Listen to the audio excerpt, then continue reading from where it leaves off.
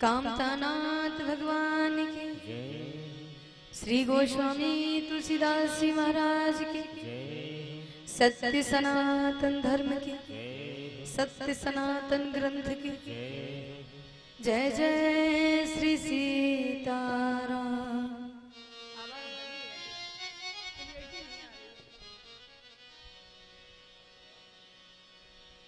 या देवी सर्वभूतेषु वाणी रूपेण संस्थिता, नमः तस्यै नमो तस्यै नमो तस्यै नमो नमः। या देवी सर्वभूतेषु कृपारूपेण संस्थिता, नमः तस्यै नमः तस्यै नमः तस्यै नमो नमः।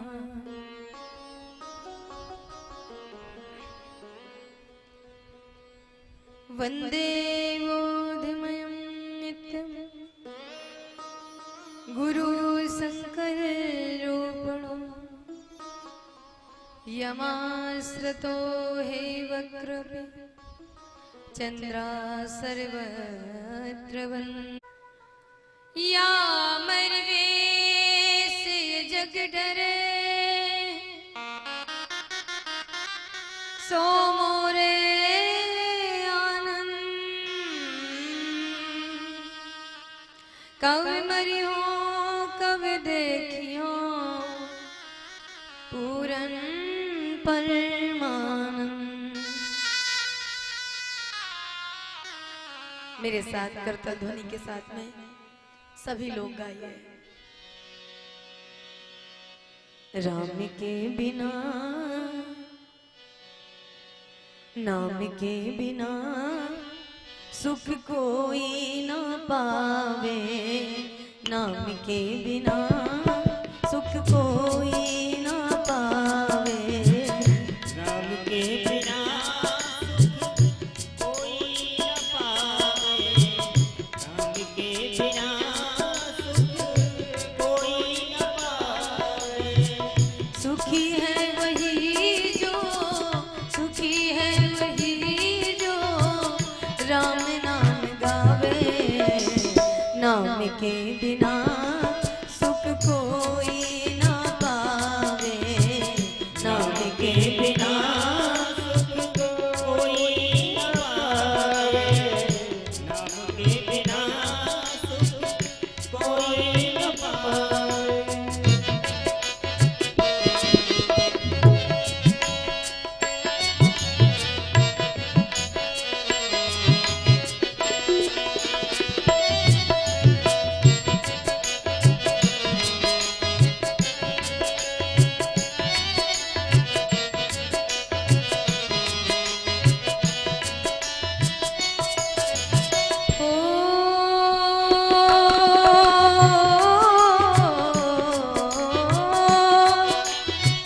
चमकता वही वो धुंधला न होता, चमकता वही वो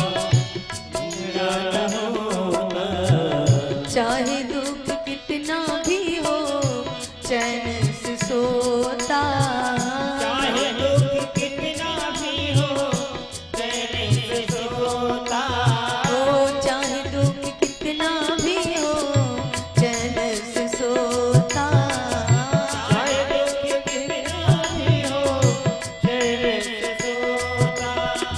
चलता फिरता अनुरागी वो, चलता फिरता अनुरागी वो सदा सुख पावे, नाम के बिना सुख कोई ना पावे, नाम के बिना सुख कोई न पाए। ओ सुखी है वही जो, सुखी है वही जो राम नाम गावे, नाम के बिना सुख कोई ना पावे, नाम के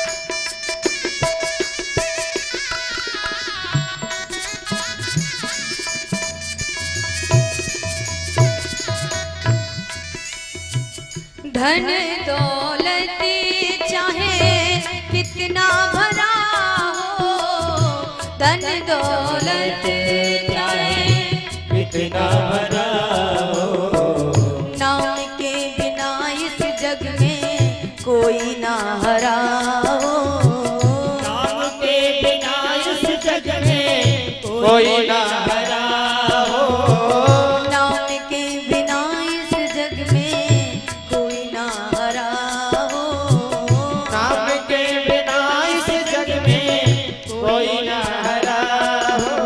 ओ राम नाम जो अपने, राम नाम जो अपने दिल में बसावे, नाम के बिना सुख कोई ना पावे, नाम के बिना सुख कोई न पावे, ओ नाम के बिना सुख कोई न पावे, नाम के बिना सुख कोई न पावे। भले हरि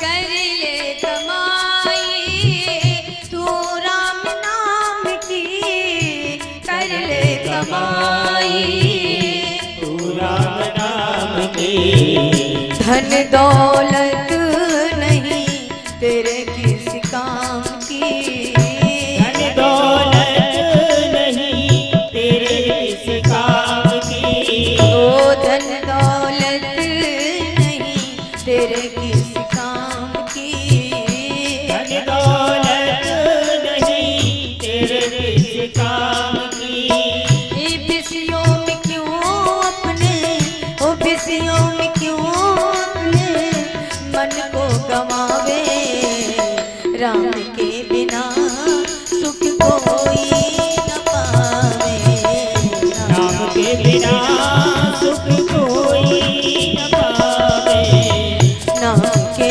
बिना सुख कोई न पावे, नाम के बिना सुख कोई न पावे, ओ सुखी है वही जो, सुखी है वही जो राम नाम गावे, नाम के बिना सुख कोई न पावे, नाम के बिना सुख कोई न पावे, सुख कोई न पावे, सुख कोई न पावे, सुख कोई न पावे, सुख कोई न पावे, हरे राम राम राम हरे हरे,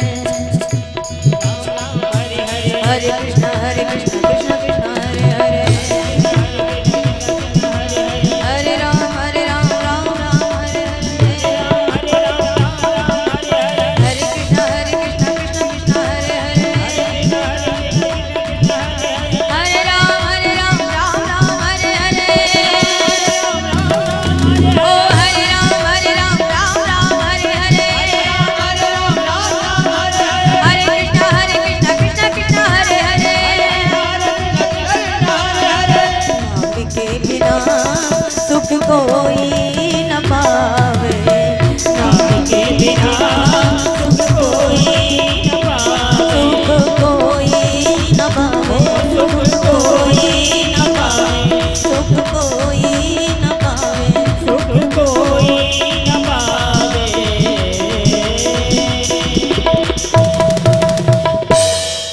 बोलिए श्याम बलराम चंद्र की, बिसहरी मैया के, ग्राम देवता की,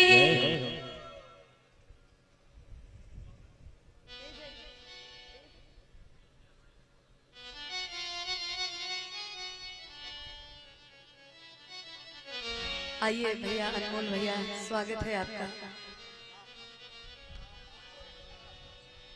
सौर बाजार कांप से आप आए हैं। आदरणीय भैया हमारे अनमोल मुखिया जी बड़ा स्नेह रखते हैं, बड़ा प्रेम रखते हैं। 2 दिन के लिए आपके गांव गए थे कथा के लिए। जब बेला में कथा थी तब वहीं से गए थे 2 दिन के लिए। बढ़िया समाज है, अच्छा गांव है। अब समस्या ये थी केवल वहां 2 दिन थे। अब वो 2 दिन में भी इतनी वर्षा हो गई, इतना आंधी तूफान आ गया कि वो भी आनंद नहीं आया। लेकिन जब ठाकुर जी चाहेंगे तो अपने आप सब हो जाता है। और अभी तो ये था कि जाके आपका गांव ही देख आते हैं कैसा है।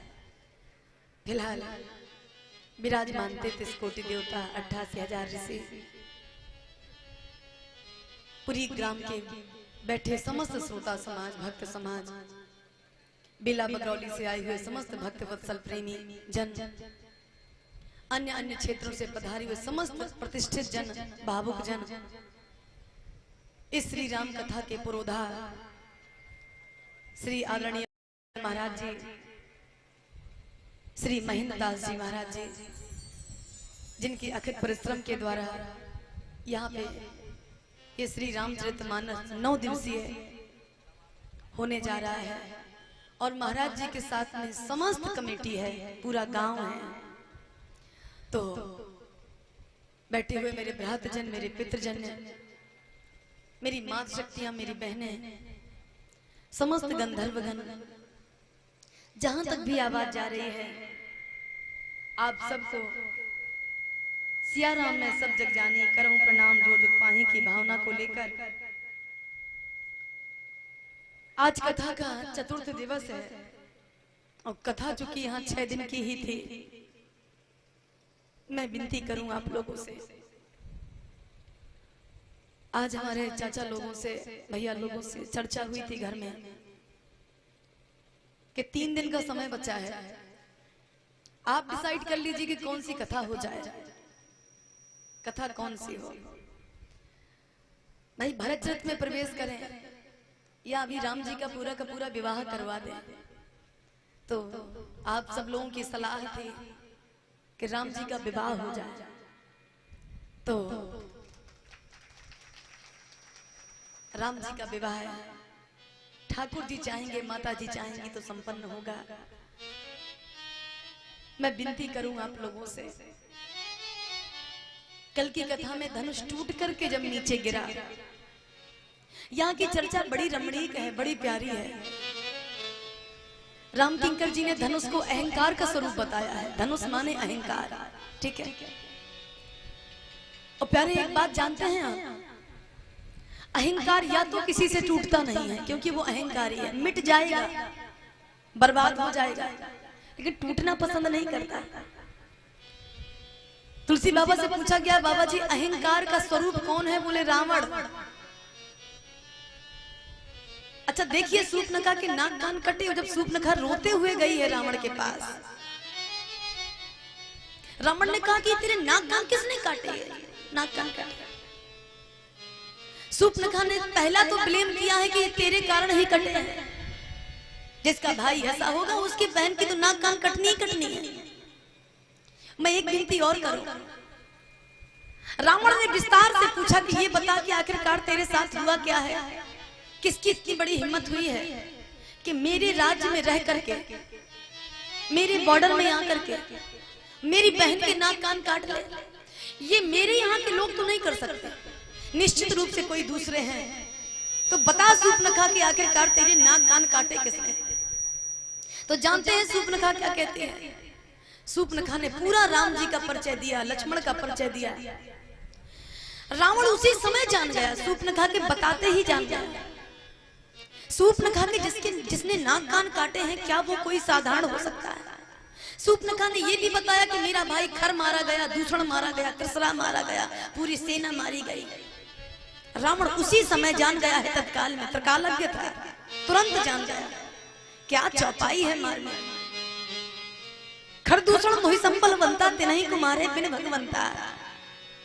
मेरे समान मेरे तीनों भाई थे ये, और रावण 3 माताओं के हैं, ठीक है। बाप एक है विश्रवा, ये बाप एक है और इसके 3 पत्नियां हैं। एक का नाम ममता है, एक का नाम कैक्सी है और एक का नाम ऐसे कुछ करके है। मैं विनती करूं, ममता के 3 है, ममता के 3 है। एक का नाम है विभीषण, दूसरे का नाम है त्रिटा, बहन त्रिटा है, और भाई है कुबेर। ये एक माता के हैं। एक के हैं कुंभकर्ण और रावण, और एक के हैं खर, दूषण, तस्रा और शूर्पणखा। एक के 4 हैं। बाप एक है। रावण तुरंत जान गया।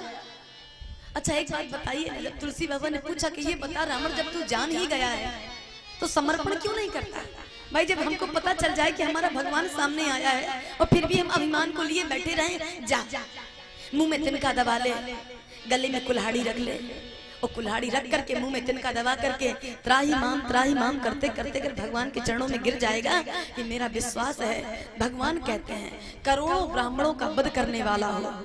ये बहुत बड़ी बात है। एक ब्राह्मण से तो व्यक्ति उर्ण नहीं हो पा रहा है, ब्रह्म हत्या लग जा रही है। और करोड़ ब्राह्मण बहुत लिखा है, सुंदरकांड का वाक्य है, करोड़ों ब्राह्मणों का वध करने वाला हो। लेकिन फिर भी दोनों हाथ उठा करके जिस समय भगवान के पास जाता है, प्रभु मैं तेरा हूं, मैं तेरा हूं, मैं तेरा हूं, भगवान उसको अपनाते हैं। आप लोग क्वेश्चन कर सकते हैं मुझसे, दीदी एक बात बताओ, इस बात को हम नहीं मानते, ठीक है, ये बात आप लोग कह सकते हैं। वैसे बहुत बहुत मार्मिक बात है, यहाँ पर कीमती बात है। दीदी ऐसे कैसे हो सकता है? करोड़ ब्राह्मणों का वध करने वाला और उसको भगवान माफ कर देते हैं, कैसे भला? तो अच्छा इसको सोशल लीजिए, आप सामाजिक तौर से लीजिए। यहाँ भी कोई 100 मर्डर किए हो, 100 मर्डर, कोई डाकू हो और 100 मर्डर करने के बाद उसको फांसी होनी हो, ठीक है, लेकिन फांसी होनी है, ये बात तो सत्य है कि उसको फांसी होगी। लेकिन अगर पुलिस इसको पकड़ने जाएगी तो सजा ज्यादा मिलेगी, लेकिन आत्मसमर्पण कर देगा तो सजा उसकी कम कर दी जाएगी, ठीक है।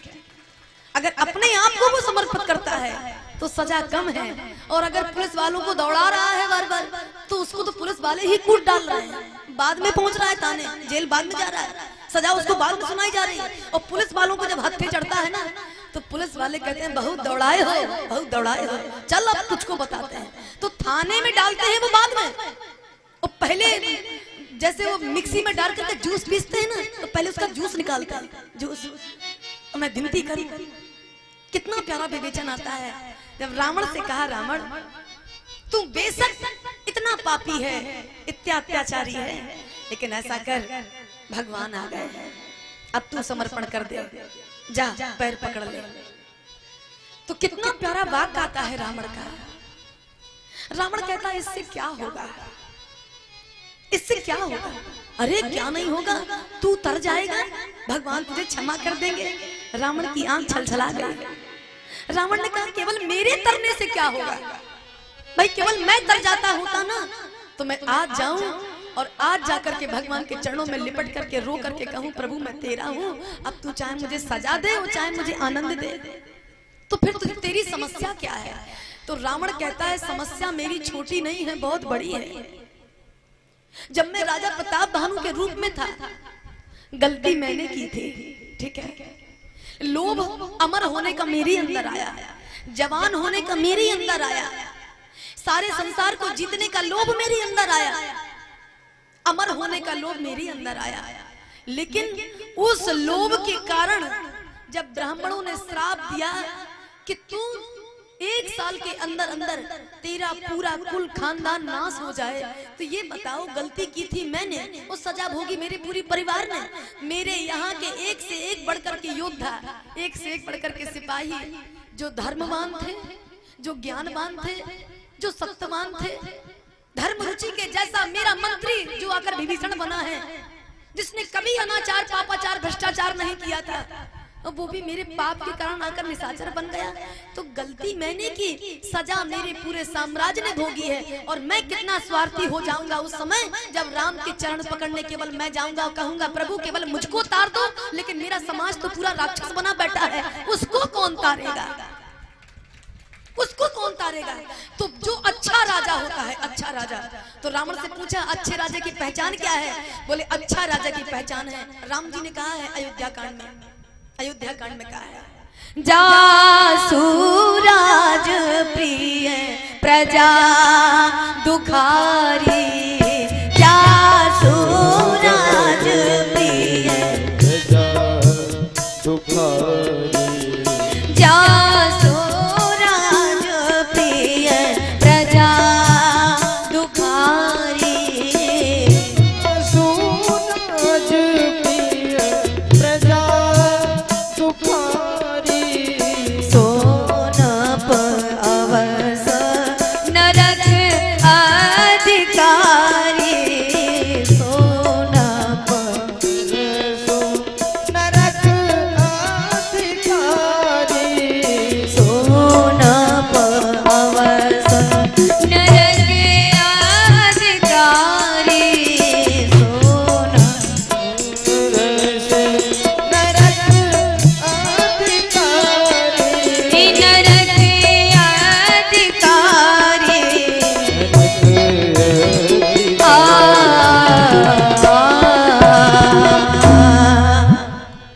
मैं राजा हूँ और मैं केवल भगवान के सामने जाऊं, भगवान से कहूं केवल मुझको तार दो तो वो तार देगा। लेकिन मेरा पूरा का पूरा समाज क्या कहेगा कि जिस राजा के लिए हमने अपना तन मन धन वार दिया, आज वो राजा खुद तर गया और हमको राक्षस का राक्षस बना करके चला गया। तो रावण से कहा रावण तो क्या करेगा तू? तो रावण पता है क्या कहता है, प्रेम से बात बनने वाली नहीं है। मैं सोचूं कि माला टारने से भगवान तार देंगे, नहीं। तो क्या करेगा? बोले माला नहीं भाला उठाऊंगा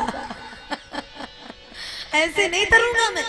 तो मैं जाए बैर हट करी हो, मैं जा करके बैर करूंगा और बैर करके खुद तरूंगा और अपने पूरे समाज को तारूंगा, तब जा करके चैन लूंगा। वारे रावण एक एक एक एक एक एक करते करते करते करते जिसके 1 लाख बेटा जिसकी आंखों के सामने मर जाएं, जिसके 1.25 लाख नाती उसके आंखों के सामने मर जाएं, जिसकी 1 लाख बहुओं की चूड़ियां टूट जाएं, जिसकी 1.25 लाख बहुओं के सामने मत बहुओं की चूड़ियां टूट जाएं। विचार करिए जरा, रावण को कितना टूट गया होगा, लेकिन फिर भी चाहता है कि मैं तब तक नहीं टूटूंगा जब तक अपने पूरे खानदान को राम के हाथों नहीं तार दूंगा। ऐसे नहीं ये रावण टूटेगा। रावण तो उस दिन टूट गया था जिस दिन उसका बेटा मेघनाथ मारा गया था। रावण सबसे ज्यादा उस दिन टूट गया था जिस दिन उस अपने भाई विभीषण को लात मार करके निकाला था। अच्छा, किसी ने रावण से पूछा रावण एक बात बता, तू आखिरकार किस मिट्टी का बना है? तू जानता है, त्रिकालज्ञ है, तू जिस समय अपने एक एक शीश को काट करके अग्नि में आहुति कर रहा था शंकर जी को मनाने के लिए, उस समय तूने ही अपने कपाल के भाल पढ़ लिए थे कि इसमें क्या लिखा है? तो उसमें लिखा था कि नर और बानर के हाथ में से तेरी मृत्यु होगी। इस समय रावण अपनी गर्दन काट काट के शंकर जी को मनाने की डाल रहा था ना अग्नि में, तो उसने रावण की निगाहें पड़ गई एक चीज के ऊपर, उसमें लिखा था इसकी मृत्यु नहीं हो सकती, जब इसकी मृत्यु होगी तो या मनुष्य के हाथ से होगी या बंदर के हाथ से होगी। लेकिन देखना, जो रावण इतना जान गया हो कि मेरी मृत्यु किसी इंसान के हाथ से या बंदर के हाथ से होनी है, लेकिन उसके बावजूद भी जब तू इतना जान गया है तो अपने भाई विभीषण को लात मार के क्यों निकाल रहा है? जब जान ही गया है तो तू क्या ये नहीं जान पाया कि तेरा विभीषण ही तेरे पूरे परिवार का पालन पोषण कर रहा है? तू अन्याय कर रहा है, लेकिन तेरा भाई राम राम राम राम राम राम कह के तेरे सारे पाप को क्षमा करवा दे रहा है। तू जान गया है जब, तो फिर तू एक काम क्यों नहीं करता? क्या विभीषण से क्षमा मांग ले, जा विभीषण को अपने पास बुला ले। पता है ये रावण क्या बोला? रावण कहता है नहीं बुला सकता। क्यों? क्योंकि मैं जानता हूं कि मेरे कुल खानदान में कोई दीपक जलाने वाला नहीं बचेगा।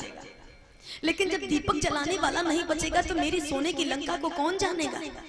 ये तो समुद्र में स्थापित लंका धराशायी होगी, पता नहीं कौन सा आतताई आएगा इसमें राज करेगा। तो तेरे कहने का तात्पर्य क्या है? तो रावण कहता है मेरे कहने का तात्पर्य है कि मैं अपने भाई विभीषण को इसलिए लात मार करके निकाल रहा हूँ कि मेरे कुल खानदान में कोई बचे, दीपक जलाने वाला चाहे ना बचे, मेरा विभीषण बचेगा, मेरा विभीषण बचेगा। और हाँ, विभीषण को मैं इसलिए बचा रहा हूँ क्योंकि अगर मेरे पूरे साम्राज्य में चाहे मेरा बेटा, चाहे मेरा नाती या विभीषण को छोड़कर चाहे कुंभकर्ण, चाहे मैं अगर बच जाते तो धर्म में राज ना चला पाते, राम में राज ना चला पाते। लेकिन मेरा विभीषण जिस समय इस सिंहासन पर बैठेगा तो अभी तक अन्याय का राज चलता रहा है, लेकिन अब न्याय का राज चलेगा, न्याय का राज चलेगा। रावण जानकार है, साधारण रावण की थ्योरी जिस दिन से मैंने पढ़ी है तो मैं खुद रावण की फैन हो गई हूँ, मैं सच कह रही हूँ।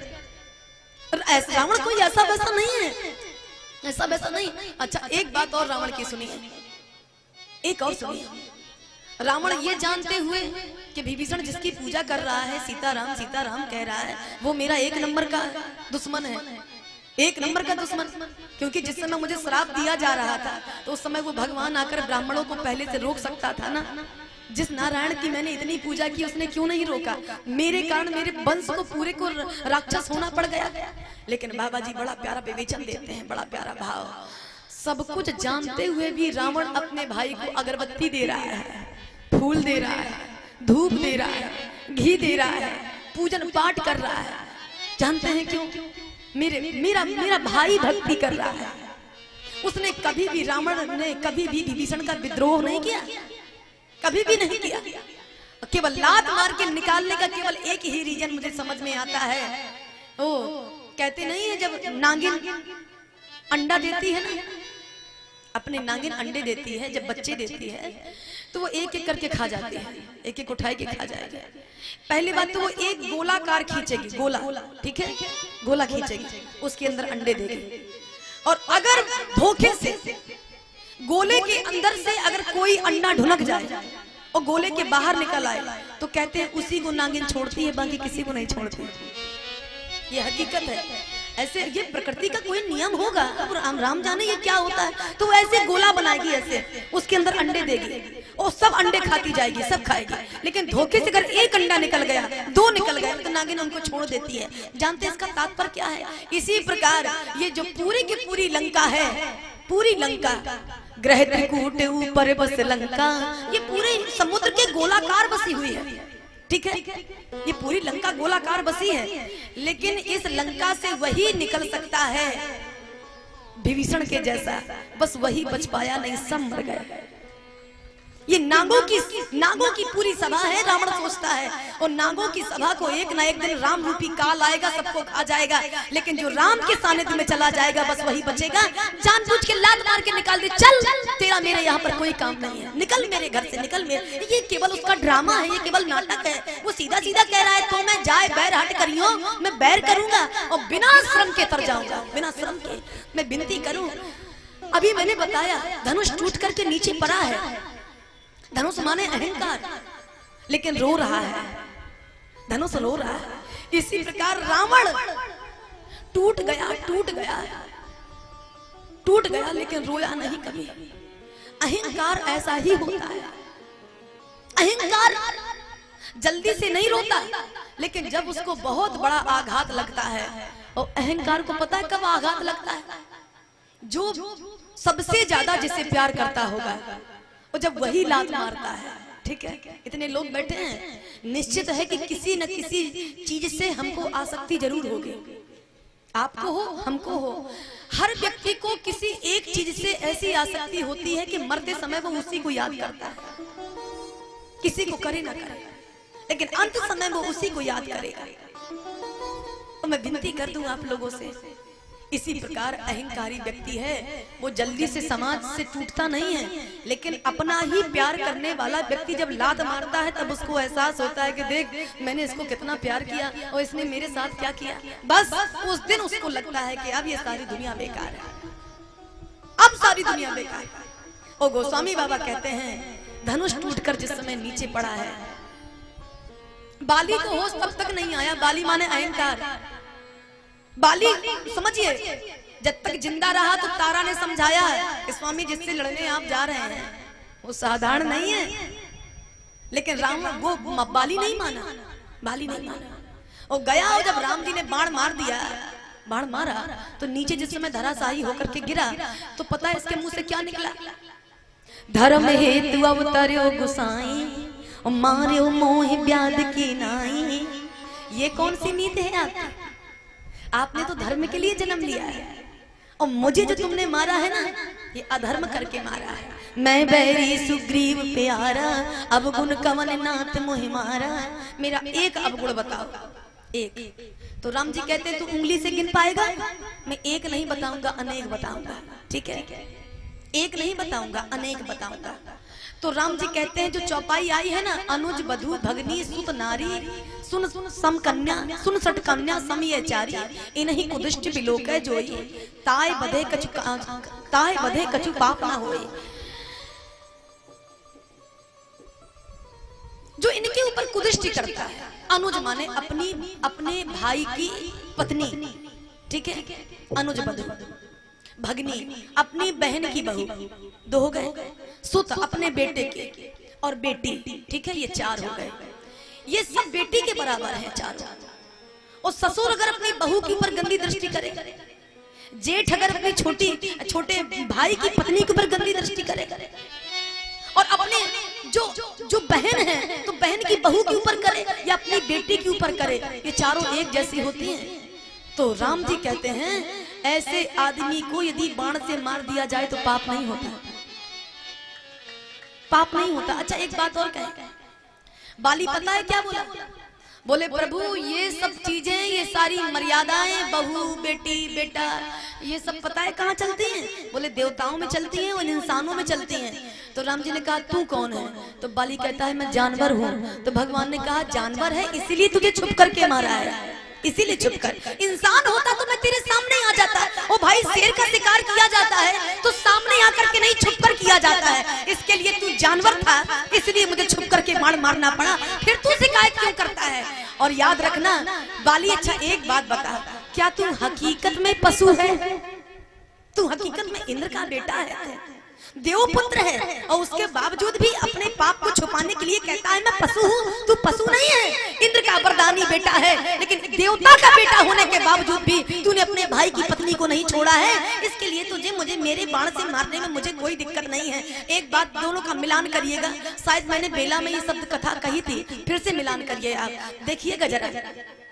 अगर आप एक तरफ रावण के चरित्र को तराजू पर रखें और दूसरे तरफ बाली के चरित्र को तराजू पर रखें, गौर करिएगा, एक तरफ बाली एक तरफ रावण, तो मुझे लगता है रावण बहुत अच्छा निकलेगा लेकिन बाली अच्छा नहीं निकलेगा। अब आप कहेंगे दीदी कैसे, दीदी कैसे? तो मैं विनती करूं, मिलान करिएगा, मिलान करिएगा। रावण ने विभीषण को लात मार के निकाला, लेकिन कहीं पर आपने ऐसा पढ़ा कि रावण ने विभीषण की पत्नी को रख लिया? कोई बता दे हाथ उठा कर, किसी ने पढ़ा हो, किसी ने पढ़ा हो? मुझे लगता है कहीं पर ऐसा, मैंने इतने साल कथा कहते कहते हो गया और बड़े बड़े महापुरुषों की कथा सुनी होगी, लेकिन कहीं पर यह नहीं सुना है कि इसने अपने भाई को तो निकाल दिया लेकिन उसकी पत्नी को अपनी पत्नी बना लिया। कहीं पर नहीं लिखा। रावण उसकी पत्नी को बेटी के समान रख रहा है, और तू तेरी कई बार ऐसे किस्से आ गए कि तूने अपने ही भाई की पत्नी को रख लिया। अब विचार करें, यहाँ मिलान हो गया, ठीक है, यहाँ मिलान हुआ, दूसरा मिलान फिर करिए, दूसरा मिलान फिर करिए। रावण ने जब जाना कि हमको सबको तो मरना है, क्यों ना विभीषण को निकाल दिया जाए घर से ताकि आगे चल करके सिंहासन में बैठेगा, लेकिन तूने अपने भाई से कहा था कि मैं दानों से युद्ध करने जा रहा हूँ, 15 दिन तक मेरा इंतजार करना, पर किस मोई एक पखवारा, जब ना आवो तो जानियो मारा। अगर मैं 15 दिन में लौट के ना आऊं तो ऐसा करना तू जान जाना कि मैं मारा गया। और सुग्रीव कहता है राम जी से, प्रभु मैंने बाली का इंतजार 15 दिन नहीं 1 महीने किया, मास दिवस तहां रहे खरारी। और समझिए जरा, 1 महीने मैंने रहकर इंतजार किया, लेकिन मैंने एक दिन दृश्य क्या देखा, जिस गुफा में मेरा भाई बाली उस दानों से युद्ध करने गया था, वहीं से खून की धारा निकल रही थी। और खून की धारा ऐसी वैसी नहीं, जैसे हम लोगों का खून लाल है ना, लाल नहीं थी, सफेद कलर की धारा निकली खून की। और जानते हैं बाली में एक चीज स्पेशल थी, उसका खून लाल नहीं था, उसका खून सफेद था। ठीक है, तो ये डर गया, इसको लगा कि मेरा भाई मारा गया। लेकिन एक घटना और घटती है, बाली का ही केवल सफेद खून नहीं था, उस दानव का भी सफेद खून था। ठीक है, उसका भी सफेद खून, इसका भी सफेद खून। मारा गया था वो दानव, और ये इसको लगा कि लगता है मेरा भाई मारा गया, वो अभी भाई को मारा है, फिर मुझको मारेगा, फिर आकर मेरी पूरी प्रजा को मारेगा। तो बड़ी सी एक शिला उसी गुफा के दरवाजे पे लगाकर ये भग आया। और बाली को लगा कि लगता है इसने मेरे साथ बेईमानी की है, छल किया है, और इसने इसको दौड़ा दौड़ा करके मारा, दौड़ा दौड़ा करके। अगर वो लात मार करके निकाल रहा है तो राम के शरण में जाने के लिए, लेकिन ये इसका भाई भूखा प्यासा दुखी दीन चारों तरफ घूम रहा है, लेकिन इसको एक भी बार दया नहीं आई। अच्छा, एक विनती और करें, फिर से मिलान करिएगा। 2 मिलान हो गए, अब तीसरा मिलान करिए, बाली में और रावण का मिलान। चिंता न करें, शादी तनक में हो जाएगी, शादी कराने में टाइम नहीं लगेगा। अब वो धनुष पे चर्चा चल रही है तो धनुष पे थोड़ी देर चली जाए। धनुष टूटा पड़ा है, तब उसे थोड़ी देर आराम करने दो। वही चल रहे हैं। तीसरा मिलान करिए, रावण का इतिहास और पढ़िएगा। दक्षिण भारत का रहने वाला ये रावण, इसने कभी भी अपने ही दक्षिण भारत की स्त्रियों के ऊपर गलत निगाहें नहीं डाली। गौर करना, रावण को देखिए जरा। रावण अगर गंदगी फैलाने जा रहा है तो भारत में आ रहा है, अन्य देशों में जा रहा है, लेकिन दक्षिण भारत में इसने कभी गंदगी नहीं फैलाई। अपने दक्षिण भारत का ये लोकप्रिय राजा है, इसने कभी वहां की बहन बेटियों को गलत निगाह से नहीं देखा।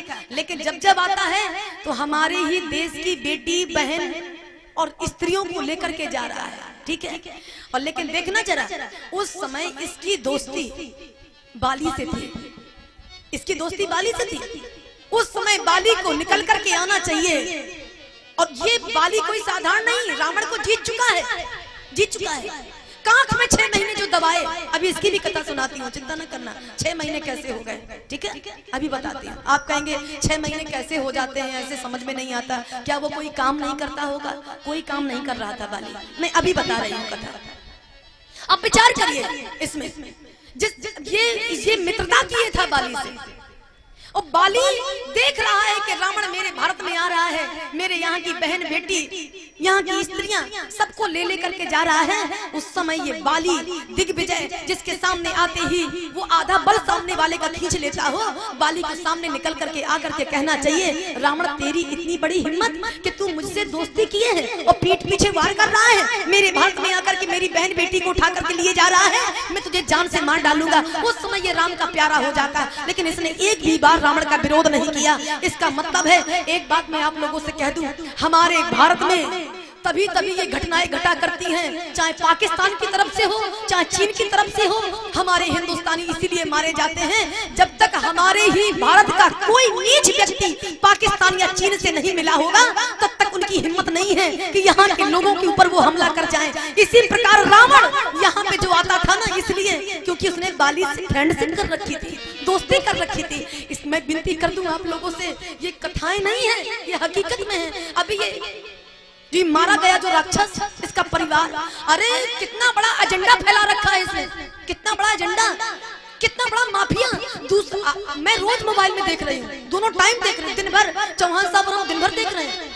कितना बड़ा साम्राज्य, एक पाकिस्तान बस जाए।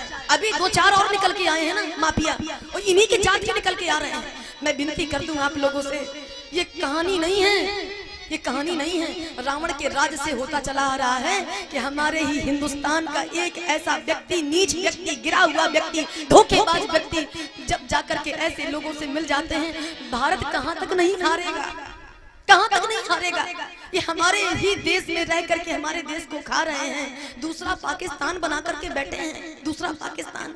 विचार करें, मैं विनती कर दूं, ये कथाओं के माध्यम से अगर आप लोग आज नहीं जाग पाए, जैसे वो अल्लाहू अकबर करके 4 बजे जगाते हैं, तो ये अल्लाहू अकबर का कोई भजन नहीं कर रहे हैं। अल्लाहू अकबर यहाँ अगर 4 बजे हो रहा है उनका, तो पूरे भारत में, पूरे पाकिस्तान में और जहां जहां तक मुसलमान बसा है वहां भी 4 बजे ही हो रहा है, 3 बजे हो रहा है, 5 बजे। ये एक ही आलाप में पता है क्यों बोल रहे हैं? इसलिए ये भजन नहीं है, ये भजन ये है कि अगर एक आवाज में यहाँ से लगाऊं तो पूरे दुनिया के मुसलमान एक आवाज में बोले कि हम भी तेरे साथ खड़े हैं। इसके लिए प्यारे ये राम कथा भी केवल जगाने का काम करती है। सोना चांदी केवल पहन करके अपने शरीर में मत रहना। मेरे युवाओं, अगर हो सके तो एक एक शस्त्र भी समय आने के लिए अपने पास रखना, अपने पास एक एक शस्त्र रखना। ये केवल राम कथा नहीं है, ये राम कथा नहीं है। 84 रखो, 84 देखा जाएगा जो होगा। रिकॉर्ड हो रहा है, पुलिस वाले सुनेंगे तो डंडा मारेंगे। ये दीदी कह रही थी वो 84 रखो, 84, लेकिन दूसरों को मारने के लिए नहीं, अपने स्वयं की रक्षा के लिए, अपने अस्तित्व के लिए, अपनी पत्नी की रक्षा करने के लिए, अपनी बेटी की रक्षा करने के लिए, अपने समाज की बहनों की रक्षा करने के लिए। लेकिन जब ये आदताई आए, फिर वो किसी भी जात के हों, ध्यान देना, केवल इसी जात के बारे में नहीं, किसी भी जात के हों, अगर हमारी बहन बेटियों के ऊपर, हमारे अस्तित्व के ऊपर, हमारे धर्म के ऊपर अगर निगाह टेढ़ी करें तो फिर उसको टेढ़ा करने में बहुत देर नहीं लगाना चाहिए। मैं विनती कर दूं, बहुत प्यारा वाक्य आता है, ये बाली चाहता तो रावण को कब का मार डालता, कब का मार डालता, लेकिन इसी के सामने से हमारी बहन बेटियां सब निकल के जा रही हैं, ये कुछ बोल नहीं रहा। अच्छा एक बात और देखना, अब आप कहेंगे दीदी बताओ पहले कि रावण कैसे दवाई था इसको कांख में 6 महीने, बताएं। बाली सूर्य भगवान की पूजा कर रहा था, सूर्यदेव की पूजा कर रहा था और ये ललकारने लगा। पहली बार बाली को ललकारा। और भजन करते समय क्रोध नहीं करना चाहिए, भजन हो रहा है अगर तो फिर क्रोध नहीं। और बाली को खूब ललकारे, और बाली जैसा महान योद्धा किसी की ललकार सुनने वाला है। बाली को लगा सूर्यदेव मैं क्या करूंगा, ये आया है सामने, नहीं जाता हूं तो कायर कहलाता हूं, और जाता हूं तो पूजा नष्ट होती है, क्या करूं। तो बाली ने कहा कि दूर से मत ललकार, मेरे सामने आ, इधर आ मेरे पास। अब वो रावण आया बिल्कुल पास, तो बाली ने पकड़ा और इसको कांख में दबा लिया, ठीक है, पकड़ा और उसकी मुंडी यहाँ लटका ली। और उस समय इसको सूर्यदेव का परिक्रमा लगाना था, बाली को सूर्यदेव का परिक्रमा लगाना था। अब इसने जिस समय सूर्यदेव का पूरा चक्कर लगाया, वो लटका है बगल में, ठीक है, वो लटका है ऐसे कांख में, अब ये परिक्रमा लगा रहा है। परिक्रमा लगाते लगाते इसको 6 महीना बीत गए और ये लटका ही रहा। इसने कोई काम नहीं किया है, लोग क्या करते वो कोई ये खाका होगा क्या पीता होगा, इसने 6 महीने तक केवल परिक्रमा ही लगाए रहा और 6 महीने तक ये दबा रहा, ठीक है। इसीलिए कहा जाता है कि बाली 6 महीने तक इसको कांख में दबाए रहा है, ये है इसका सही बात। और मैं विनती करूं, भगवान कहते हैं हिंदुस्तान में रह करके तो उस आदमी से दोस्ती करने गया था, वो अपनों को खा रहा था। एक मैसेज मैं आप लोगों को और दूं, अधिकांश कथा में दिया करती हूँ, कहा करती हूँ, ये जो मोबाइल है ना, इस मोबाइल में कम से कम 5,000 लोग तो जुड़े ही होंगे, 5,000 जुड़े होंगे, इससे कम नहीं, जिनको हम जानते नहीं। ध्यान देना, 5,000 ऐसे लोग जुड़े हैं जिनको हम लोग नहीं जानते। मुझे लगता है सबके मोबाइल में यही हो रहा है। अब सबसे बड़ी बात पता है, हमारा समाज क्यों नष्ट हो रहा है, हमारा परिवार क्यों नष्ट हो रहा है, हमारी रिश्तेदारियां क्यों नष्ट हो रही हैं? कारण केवल इतना है कि जो 5,000 लोग हैं उनको हम राम राम लिखने की दम रखते हैं, है ना, जिनको जानते नहीं हैं, पहचानते नहीं हैं, उनसे हमने दोस्ती बना करके रखी है। और जो हमारे रिलेशन वाले हैं, जो हमारे परिवारीजन हैं, जो हमारे गांव के लोग हैं, उनसे हमने दुश्मनी कर रखी है। बताइए आखिरकार समाज कैसे बनेगा? विचार करिए, समाज कैसे बनेगा? जिनको जान नहीं रहे उनको राम राम राम राम राम राम कर रहे हैं, और जो हमारे आगे पीछे हमारे अपने हैं उनसे एक बार तुमको मुंह बोलने में तुमको शर्म आती है, शर्म आती है। समाज कभी नहीं बनेगा। इन लोगों से दोस्ती करिए न था ना करिए, लेकिन कम से कम 10-20 आदमी ऐसे जोड़ करके चलिए, हर आदमी हिंदू युवा वाहिनी ऐसी बना करके चलिए कि वो तुम्हारे समय पे काम आ सके। अब सोचिए, कोई आदमी 100 किलोमीटर का है, कोई 500, कोई 1000, इसमें जो जुड़े हैं इतने किलोमीटर के आदमी जुड़े हैं। तुम्हारी ऊपर कोई विपत्ति आएगी तो क्या ये बचाने आएंगे क्या? बचाने आएंगे। लेकिन तुम्हारे ही गांव के अगर 20 आदमी तुम्हारे साथ जुड़े हैं, हिंदुत्व से जुड़े हैं, भारत माता से जुड़े हैं, हिंदुस्तान से जुड़े हैं, याद रखना तुम्हारी ऊपर आंच नहीं आ पाएगी। वो पहले अपना सीना लगा देंगे, अपना सीना। हम लोगों को कहीं नहीं जाना, कहीं नहीं जाना। हमने अपने गांव को ही, गांव में ही ऐसा साम्राज्य बसा दे। अरे एक घड़ी अगर वो हमको गलत बात भी बोले जा रहा है तो ये समझकर इग्नोर कर दो कि हमारा है, और खून का ना सही, लेकिन जिस गांव में हमने जन्म लिया है इस मिट्टी के नाते ये मेरा है। अगर हमने कोई पुण्य ना किया होता तो हम एक ही गांव में क्यों आए? इसका मतलब है कि हमारा इस गांव से ही नहीं, प्रारब्ध से भी इस गांव से कोई नाता है। इसके लिए मेरी विनती है कि सोचिए, जब ये बाली पड़ा है, रो रहा है, तो भगवान ने कहा देख मैंने तेरे सारे पाप बता दिए। अब भी तू कहेगा कि मैं बिल्कुल एकदम ठीक ठाक हूं, मैंने कोई पाप नहीं किया। तो बाली पता है लास्ट में क्या बोला? रो पड़ा, बिलक कर रो दिया बाली। और बाली कहता है प्रभु एक बात बताओ, मैं कब तक पापी था? तो भगवान ने कहा कब तक पापी था? तू नख से लेकर चोटी तक बराबर पापी था।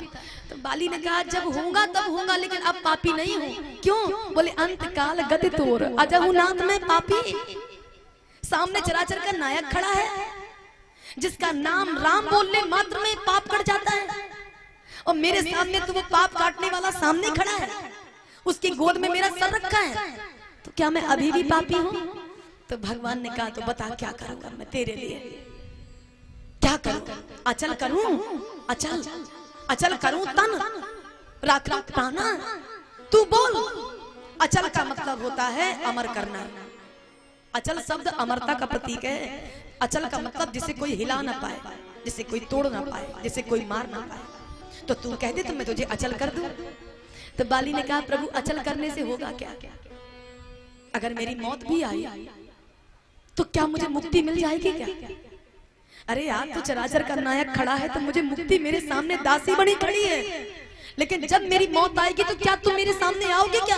भगवान ने कहा नहीं नहीं, ये गारंटी नहीं है। तो बाली ने कहा प्रभु तो फिर मुझे मरने दो, मुझे जीने की आशा नहीं है।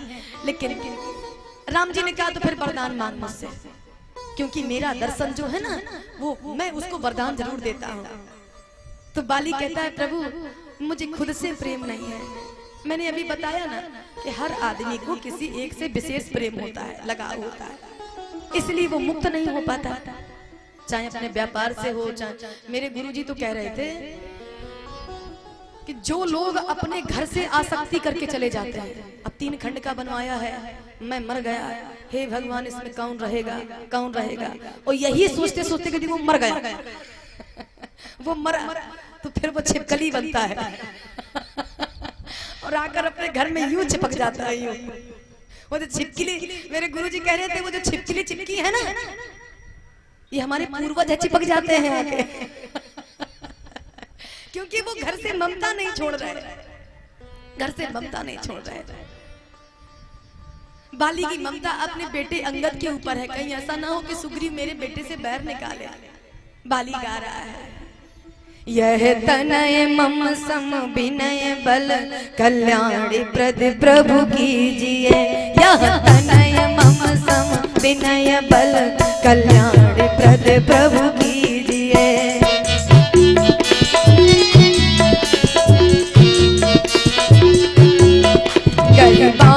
सुर नर नापन दास अंगद कीजिए,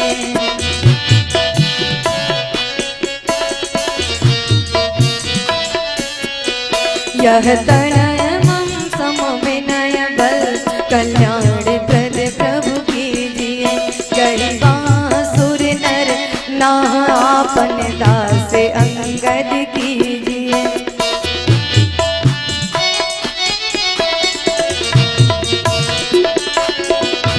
भगवान क्या मैं दूसरा वरदान मांगूंगा तो मुझको दोगे? एक वरदान तो ये दीजिए कि मेरे जाने के बाद मेरे बेटे अंगद का हाथ आप पकड़ लोगे। अच्छा दूसरा क्या?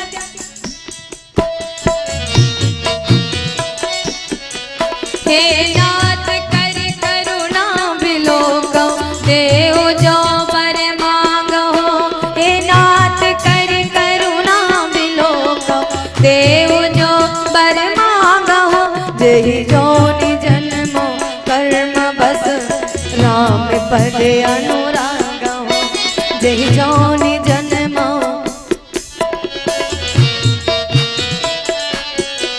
ओ राम पद अनुराग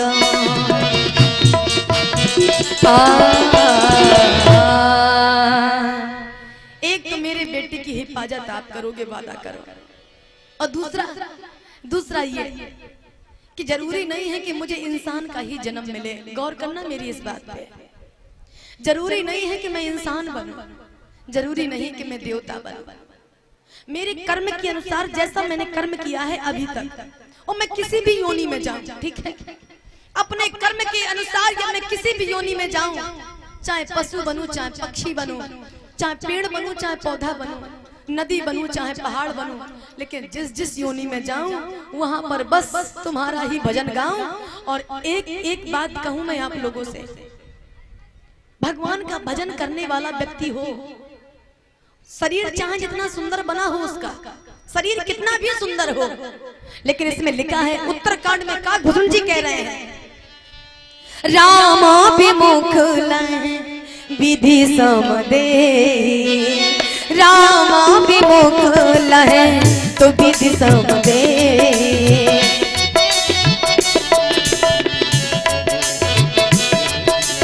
ओ राम विमुख लहे विधि समदे,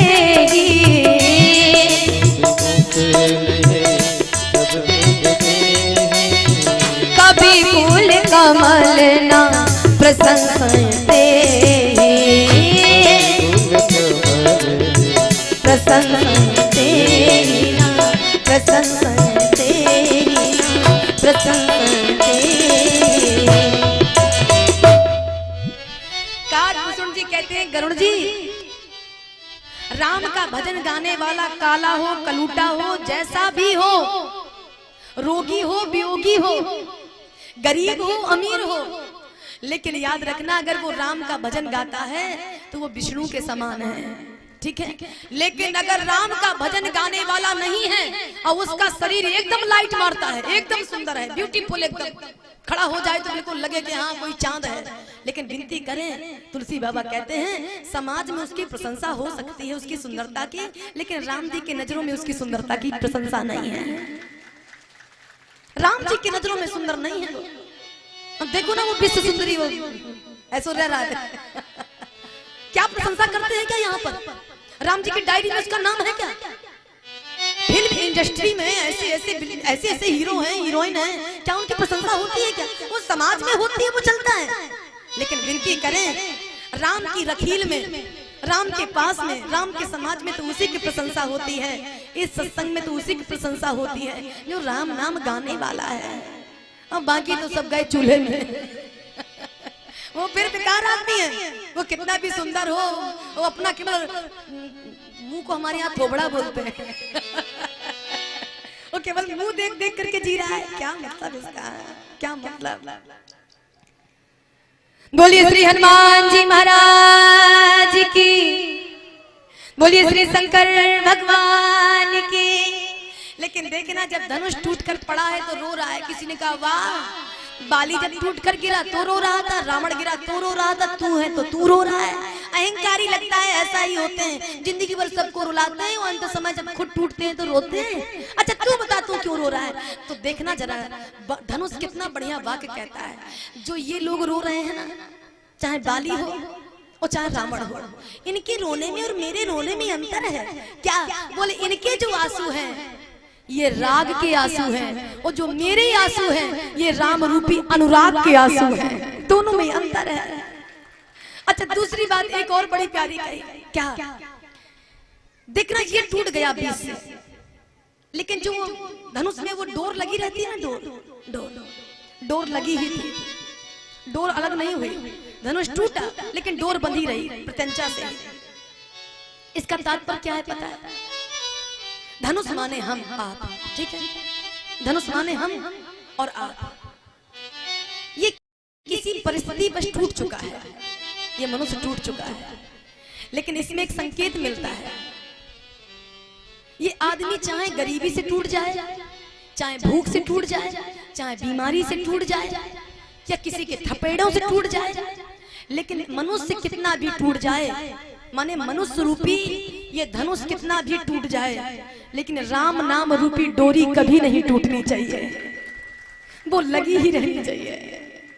राम से लगी डोरी, राम से लगी, राम से लगी ये डोरी, राम से लगी, उसका कौन बिगाड़े डोरी जिसकी राम से लगी, उसका कौन बिगाड़े डोरी जिसकी राम से लगी।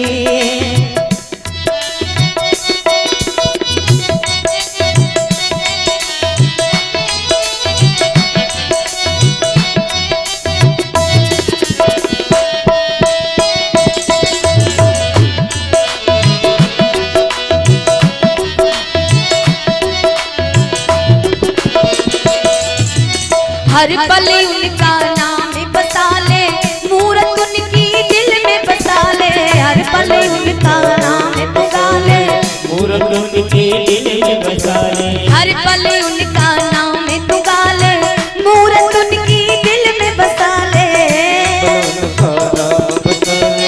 मूरत उनकी दिल में बसा ले। धन्य है आंखें उनकी जो श्री राम को जगी, उसका कौन बिगाड़े, उसका कौन बिगाड़े डोरी जिसकी राम से लगी, उसका कौन बिगाड़े डोरी जिसकी राम से लगी, उसका कौन बिगाड़े डोरी जिसकी राम से लगी, उसका कौन बिगाड़े डोरी जिसकी राम से लगी।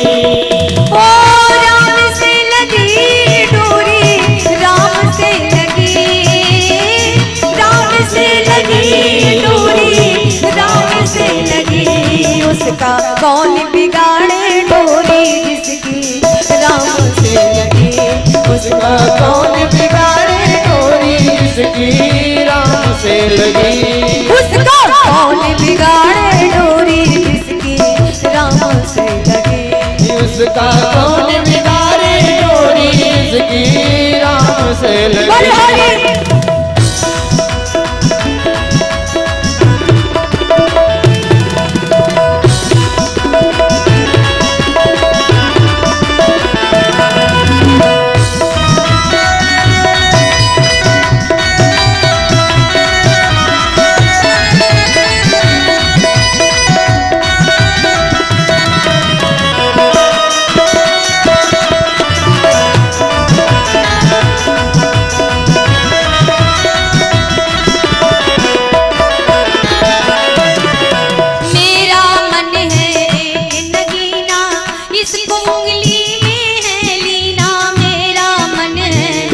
नगीना इसको उंगली में रंग लेना, मेरा मन है एक नगीना, इसको उंगली में जड़ लेना, मन है एक नगीना, इसको उंगली में जड़ लेना। धन्य वही है जग में जिसने, धन्य वही है जिसका जीवन राम में लगे, उसका कौन बिगाड़े डोरी जिसकी राम में लगे, उसका कौन बिगाड़े डोरी जिसकी राम में लगी, उसका कौन बिगाड़े डोरी जिसकी राम से लगी, उसका कौन बिगाड़े डोरी जिसकी राम में लगी।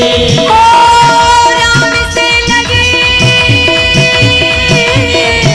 राम से लगी, राम से लगी ये डोरी, राम से लगी, उसका कौन बिगाड़े डोरी जिसकी राम से लगी, उसका कौन बिगाड़े डोरी जिसकी राम से लगी, उसका कौन बिगाड़े डोरी जिसकी राम से लगी, उसका कौन बिगाड़े डोरी जिसकी राम से लगी, उसका कौन बिगाड़े डोरी जिसकी राम से लगी, उसका कौन बिगाड़े डोरी जिसकी राम से लगी, जिसकी राम से लगी, जिसकी राम से लगी, जिसकी राम से लगी। बोलिए श्री सीताराम। राम जी महाराज की। थोड़ी सी भाव वाली बात है या महाराज जी यहाँ पे नृत्य किया करिए, इस तरफ है ना, उस तरफ वो पार्टी दूसरों की है उस तरफ नहीं जाना, इस तरफ हिंदुस्तान, उस तरफ पाकिस्तान तो खतरा हो जाएगा, इसके लिए यही रही है बोलिए श्री हनुमान जी महाराज की, श्री शंकर भगवान की। विवाह संपन्न होने के बाद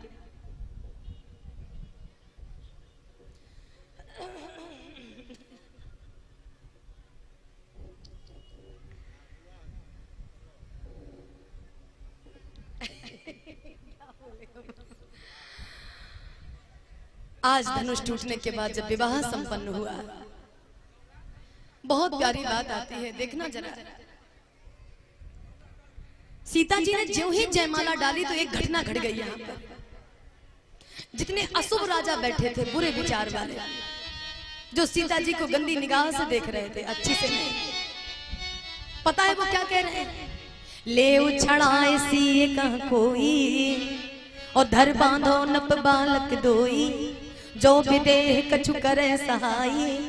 अच्छा विचार करिए जरा, ये कह रहे हैं कि अगर राजा जनक थोड़ी सी हमारी रक्षा कर दें, हमारे साथ हो जाएं, तो इन दोनों राजकुमारों को बांध लिया जाए और सीता जी के साथ विवाह कर लिया जाए। अब समस्या, अब थोड़ी देर आप शांत हो जाओ। क्या चाहिए? खुला चाहिए? कहां से दे खुला? अरे राम,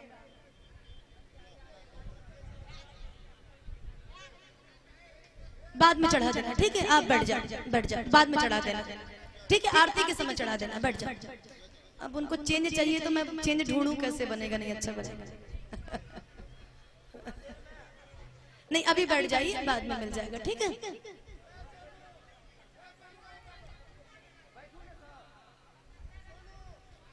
अब भैया यहीं बैठ जाओ। हमारे यहाँ की भाषा का हुई तो अब चले कथा में। एक तो बड़ी बतियाती हो, हद हो गई भाई, बड़ी बातें करती हो, लगता है कि बिछड़ी हुई सहेलियां मिली हैं जन्मों की। इतनी शांत हो के बैठो, कहाँ खिटपिट किए हैं? अच्छा जिसको मेला देखना हो, मेरी तरफ देखो, यहाँ इधर देखो, इनको रोको पहले, इनको रोको। ये नीली साड़ी लाल साड़ी, इनको रोको थोड़ा, शांत होकर के बैठेंगे। या मेला देखना है तो मेला देखो जाके, मुझे कोई दिक्कत नहीं है ना, लेकिन यहाँ जितनी देर बैठना तो शांत होकर के बैठना। खिटपिट थोड़ी वहां भी देख लो कि उनकी आवाज आ रही है वाला, इसीलिए हम लोग बदनाम है। अरे मेरी जात के हैं आप लोग, कम से कम मेरा तो ख्याल करो। हाँ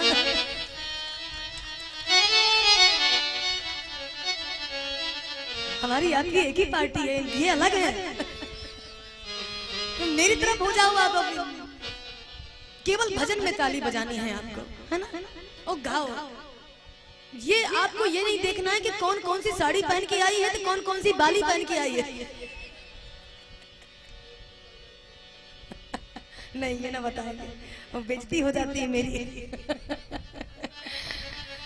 बिल्कुल मेरी मैया, थोड़ा देर मेरे साथ, है ना? तो मैं आप लोगों से कहा करती हूँ कि 1-1.5 घंटे का मुझे दान दिया करो, पैसा दो चाहे ना दो, पैसा दो चाहे ना। ठाकुर जी बहुत दे रहा है ना, इसके लिए केवल मुझे 2 घंटे का दान चाहिए। अब वो दान अपने पड़ोसिन को देख के नहीं, आप पड़ोसिन को देख रही हैं, फिर देख रही हैं किसी की साड़ी, किसी की कुछ करना, गलत बात। यहाँ पे आए हैं तो केवल 2 घंटे का दान मुझे करिए। बोलिए हनुमान जी महाराज की। ये राजा आपस में कहते हैं कि अगर जनक हमारी थोड़ी सहायता कर देना तो सारा का सारा काम बन जाए। क्या काम बन जाए? बोले दोनों राजकुमारों को बांध करके डाल दिया जाए, जीत लिया जाए और सीता को छुड़ा लिया जाए। एक ने पूछा, ये बताओ जैसे सीता को तुम छुड़ा भी लोगे और तुम 10,000, सीता अकेले, शादी कौन करेगा? 10,000 में से सीता किसकी हो जाएगी? तो पता ये क्या कहते हैं? ये कहते हैं कि ऐसा करेंगे, पहले दोनों राजकुमारों को बांध कर डालेंगे और बाद में तलवार उठाएंगे तो फिर आपस में युद्ध करेंगे। फिर क्या होगा? बोले फिर ये होगा कि जब मरते मरते मरते मरते लास्ट में एक बचेगा, सीता उसी की हो जाएगी। विचार करिए, जब लास्ट में एक बचेगा, सीता का विवाह उसी के साथ कर दिया जाएगा। और मैं विनती करूं, बहुत प्यारा वाक आता है। उसी समय जहां पर अच्छे राजा बैठे थे, अच्छे राजा, उन राजाओं ने क्या ज्ञान दिया है, मेरे साथ चौपाइयां गाइए। साधु भूप बोले सुन बानी, साधु भूप बोले मृदुबानी,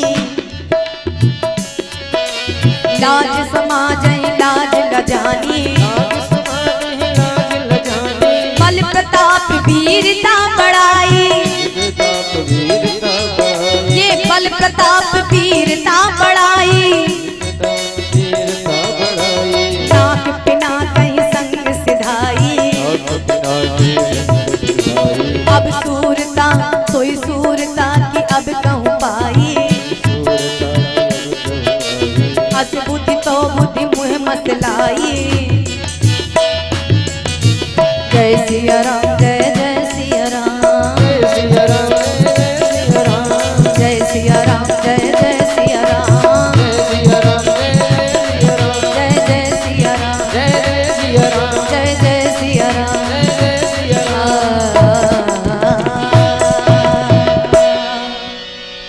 जो अच्छे राजा थे, उन्होंने कहा तुम लोगों को ये बात कहने में शर्म नहीं आती, लाज नहीं आती? क्या तुमको मौका नहीं दिया गया धनुष तोड़ने का?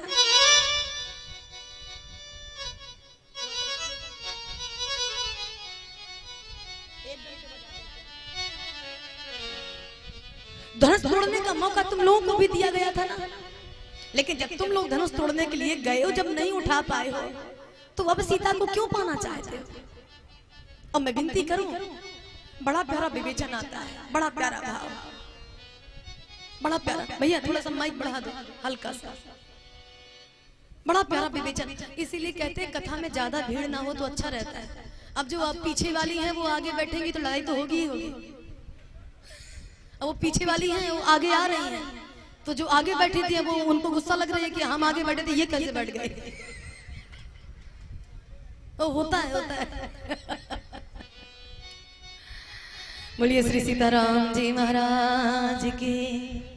तो तुम लोग जिस समय धनुष तोड़ने गए थे ना, और जब तुम लोग धनुष नहीं उठा पाए थे, तो तुम्हारी सूरता, तुम्हारा धर्म, तुम्हारी लज्जा, तो तुम्हारी पिनाक के साथ में तुम्हारी नाक चली गई। ये तुम्हारी जो नाक लगाए बैठे हो ना, और कई लोग ऐसे होते हैं जो नाक वाले तो होते हैं लेकिन उनकी नाक होती नहीं है। नाक वाले होते हैं, बने रहे वो अलग बात है, लेकिन उनकी नाक होती नहीं है। इसी प्रकार के जो राजा होंगे ना, जो बेईमानी का धन चाहते हैं, ठीक है, बेईमानी करके। और एक बात अधिकांश गुरुजी कहा करते हैं कथा में कि 3 प्रकार के भक्त होते हैं। एक कहता है तेरा तेरा और मेरा मेरा। जो तेरे पास भाई, जो तेरे पास है वो तू अपने में खुश रहे, और जो मेरे पास है मैं अपने में, तेरे पास 1 करोड़ है, मेरे पास 1 लाख है, तो तू उसमें खुश रहे, मैं अपने में हूं। ये भक्त के लक्षण है महाराज जी। और दूसरा क्या कहता है? दूसरा कहता है तेरा तेरा और जो मेरे पास है वो भी तेरा है। ऐसा आदमी कोई कोई मिला करता है, सब नहीं होते। जो ये कहते कि जो तेरा तेरा है और जो मेरे पास में है वो भी तेरा है, ऐसा कोई बिरला मिला करता है। ये ज्ञानी का लक्षण है, ये ज्ञानी का लक्षण। भक्त कहता है तू अपने में खुश रहे, मैं अपने में हूं, ये भक्ति का लक्षण है। ऐसे लोग तो सब लोग मिल जाएंगे। यहाँ पे जो बैठे हैं ना सब लोग, सच बताना, ऐसे लोग हैं ना सब लोग, हम लोग, कि भैया तू अपने में खुश रहे, मैं अपने में हूं। लेकिन एक क्या कहता है, ज्ञानी का जो लक्षण होगा, ज्ञानी कहेगा जो तेरा है भैया तेरा है, लेकिन अगर तेरे पास विपत्ति आ जाए कोई तो मेरा भी तेरा है। ये लक्षण ज्ञानी का है, ठीक है। और एक जो बेईमान प्रवृत्ति का होता है, वो कहता है ये जो मेरा है, ये जो मेरा है ये मेरा है, लेकिन समय आने पर जो तेरा है वो भी मेरा है। ये बेईमान है, ये बेईमान। देख ना सके पराई विभूति, झूठे लेना झूठे देना, झूठे भोजन झूठ जमेना। जब काहू की देखे बिपती सुखी होए मानो जगदंती, जब काहू के सुने बड़ाई तो श्वास ले जन जूड़ी आई। ऐसे लोग जब किसी की प्रशंसा सुनते हैं तो उनको ऐसा लगता है कि जैसे इनको जूड़ी देके बुखार आ गया हो, ठंड देके बुखार आ गया। ये झूठ का ही खाते हैं, झूठ ही बोलते हैं, झूठ का ही सोना, झूठ का ही खाना, झूठ का ही पहनना। और ऐसे लोग जो होते हैं ना, वो यही कहते हैं कि जो मेरा है वो मेरा है, समय आने पे तेरा भी मेरा हो जाएगा। ऐसे लोगों की समाज में कमी नहीं है। ऐसे लोगों तो मुझे लगता है अगर ज्ञानी ना बनो तो चलेगा, लेकिन फिर आप लोग बेईमान मत बनो, बेईमान मत बनो। जो हमारे पास है हमारे लिए लाख टका का है, लाख टका है, लाख टके का है। और अच्छे राजा यही समझा रहे हैं कि तुमको शर्म नहीं आई। राम जी ने सीता को ऐसे नहीं पाया कि गए हो जयमाला पहना दी हो सीता को हासिल कर, अरे सबके सामने उन्होंने धनुष को तोड़ा है, पिनाक को खंडन किया है और अजगर को खंडन किया है, और तुम लोग उनके साथ में ऐसी बातें कर रहे हो। अच्छा, किसी ने लक्ष्मण जी से कहा, लक्ष्मण जी जब जनक जी बोले थे सभा में, जब उनकी बेटी का स्वयंवर नहीं हो पा रहा था, तब तो आप बड़े नाराज हुए थे। वो एक बूढ़े जनक के ऊपर आप नाराज हो गए थे। आज आपके भैया के बारे में और आपकी भाभी के बारे में ये नीच राजा कितना गंदा गंदा बोल रहे हैं। क्या आपके बाण में ताकत नहीं रही? क्या आपके धनुष में ताकत नहीं रही? आपके बाजुओं में बल नहीं रहा? अब आपकी ताकत कहाँ गई? अरे निकालिए बाण, और ये जितने नीच राजा बैठे हैं इनको टारगेट करके इनका वध कर दीजिए। लक्ष्मण जी ने कहा, तुलसी बाबा नहीं कर सकता। क्यों नहीं कर सकते? इसलिए नहीं कर सकता कि आज मेरे भैया भाभी का बहुत शुभ समय चल रहा है, शुभ समय चल रहा है। वो ऐसे शुभ समय पे यदि मैंने चारों तरफ खून की गंगा बहाई तो कल के इतिहास के पन्नों में यही हो जाएगा। जब जब मेरे राम जी के विवाह का समय आएगा, तब तब कितनी मेरी भाभी के श्रृंगार अभी अभी चढ़ा है। जहाँ पर एक भाभी का श्रृंगार चढ़ा है, वहाँ पे कितनी नारियां विधवा हो जाएंगी। तो मेरी भाभी को आशीष नहीं बद्दुआ मिलेगी, आशीष नहीं बद्दुआ मिलेगी। तो आज के शुभ अवसर पर मैं कहीं खून नहीं बहाना चाहता, इसलिए मैं शांत होकर के बैठा हूँ। लेकिन देखना जरा, तुलसी बाबा ने कहा एक बहुत अच्छा वाक्य है। मैं 4 चौपाइयां आपके समक्ष बोल रही हूँ, 4 चौपाइयां। 4 चौपाइयों के बाद डायरेक्ट जनकपुर चलेंगे, ठीक है? डायरेक्ट, बहुत टाइम नहीं लगाऊंगी कथा कहने में, समय के अनुसार ही कथा होती है। जितना समय है उसी हिसाब से प्रवचन होता है। बाबा जी कहते हैं जो अच्छे राजा थे तो बुरे राजाओं से कहते हैं कि राजा एक बात बताओ, बैनतेन माने होता है गरुड़ जी, ठीक है? अगर कौवा चाहे, कौवा कि मुझे गरुड़ का भाग मिल जाए, हिस्सा मिल जाए, जो गरुड़ खाता है वही मुझे मिल जाए, तो क्या गरुड़ का हिस्सा कौवा पचा पाएगा? वो तो खाता है, बड़े बड़े सर्प खाता है, तो क्या सर्प कौवा खा पाएगा क्या? उसके बाद जहां पर नाग रहता है, नाग, ये दूसरा वाक्य, जहां नाग रहता है क्या वहां पर चूहा रह सकता है? क्या नहीं रह सकता। तुलसी बाबा फिर कहते हैं अकारण क्रोध करने वाला व्यक्ति, जिसे बिना ही कारण का गुस्सा आता है। अब कारण से कोई आए तो चलता है ना, और बिना कारण किसी को गुस्सा आ रहा है तो तुलसी बाबा कहते हैं ऐसे आदमी की समाज में कभी कुशल नहीं हो सकती। समझ रहे हैं? उसके बाद में तीसरी, लोभी व्यक्ति और लोलुप, दो चीजें, लोभी लोलुप कल कीरत चाहें, एक लोभी एक लोलुप। तो लोलुप माने क्या होता है? लोभी माने तो समझ गए होंगे, समाज में कभी भी लोभी आदमी अपना नाम नहीं कमा सकता। अब भागवत कराएंगे तो 2-4 लाख रुपए खर्च होगा, तो हे भगवान कहां से दे, कहां से दे? तो धन जिसके पास नहीं है तो चलता है, और जिसके पास है और फिर भी लोभ कर रहा है तो उसकी कीर्ति नहीं फैलती। केवल कथा की बात नहीं है, सामाजिक कोई भी कार्य हो, पैसा है तो यदि वो खर्च नहीं कर रहा है तो फिर उसका नाम कभी नहीं हो सकता। नाम उसी का होता है जो धन खर्च करता है। महाराज जी के बारे में आया था कि खेती बेचकर महाराज जी ने भागवत कराई है ना। महाराज जी ने खेती बेचकर भागवत, थोड़ी देर के लिए तो बुरा लगा कि खेती क्यों बेची, फिर एक बात सोच के अच्छा लगा कि खेती बेची है तो भगवान की कथा सुनने के लिए बेची है। लोग तो दारू पीने के लिए बेच डालते हैं, जुआ खेलने के लिए बेचते हैं, है ना। अगर उनने कथा सुनने के लिए बेची तो कोई बड़ी बात नहीं है, लेकिन अब रिक्वेस्ट है कि अब ऐसा नहीं करिएगा अब नहीं ऐसा कीजिएगा, है ना। बोलिए श्री सीताराम जी महाराज की। बैन तेन बलि जिम चाहे काबू, बैन तेन बलि जिम चाहे बसु नागे हर भागो।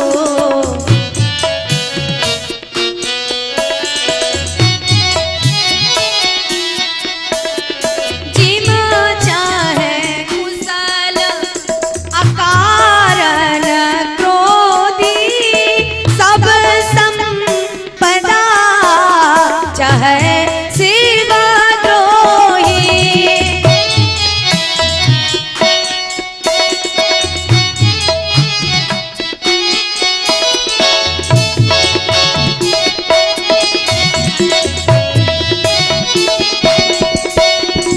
लोभी लोलुप कल कीरत चाहे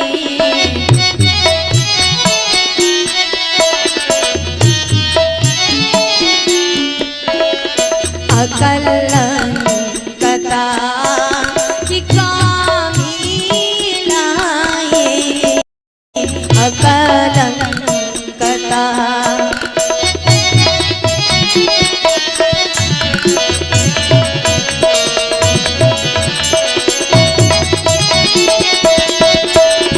हरिपद विमुख परम गति चाहा तस तुम्हार लालच नर नाम। हरिपद हरिपद हरिपद विमुख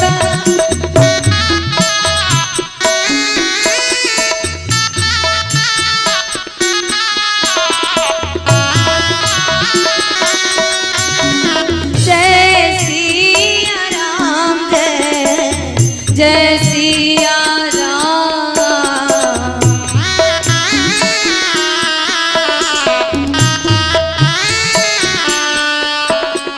जय सिया राम जय जय सिया राम जय जय सिया राम जय जय सिया राम।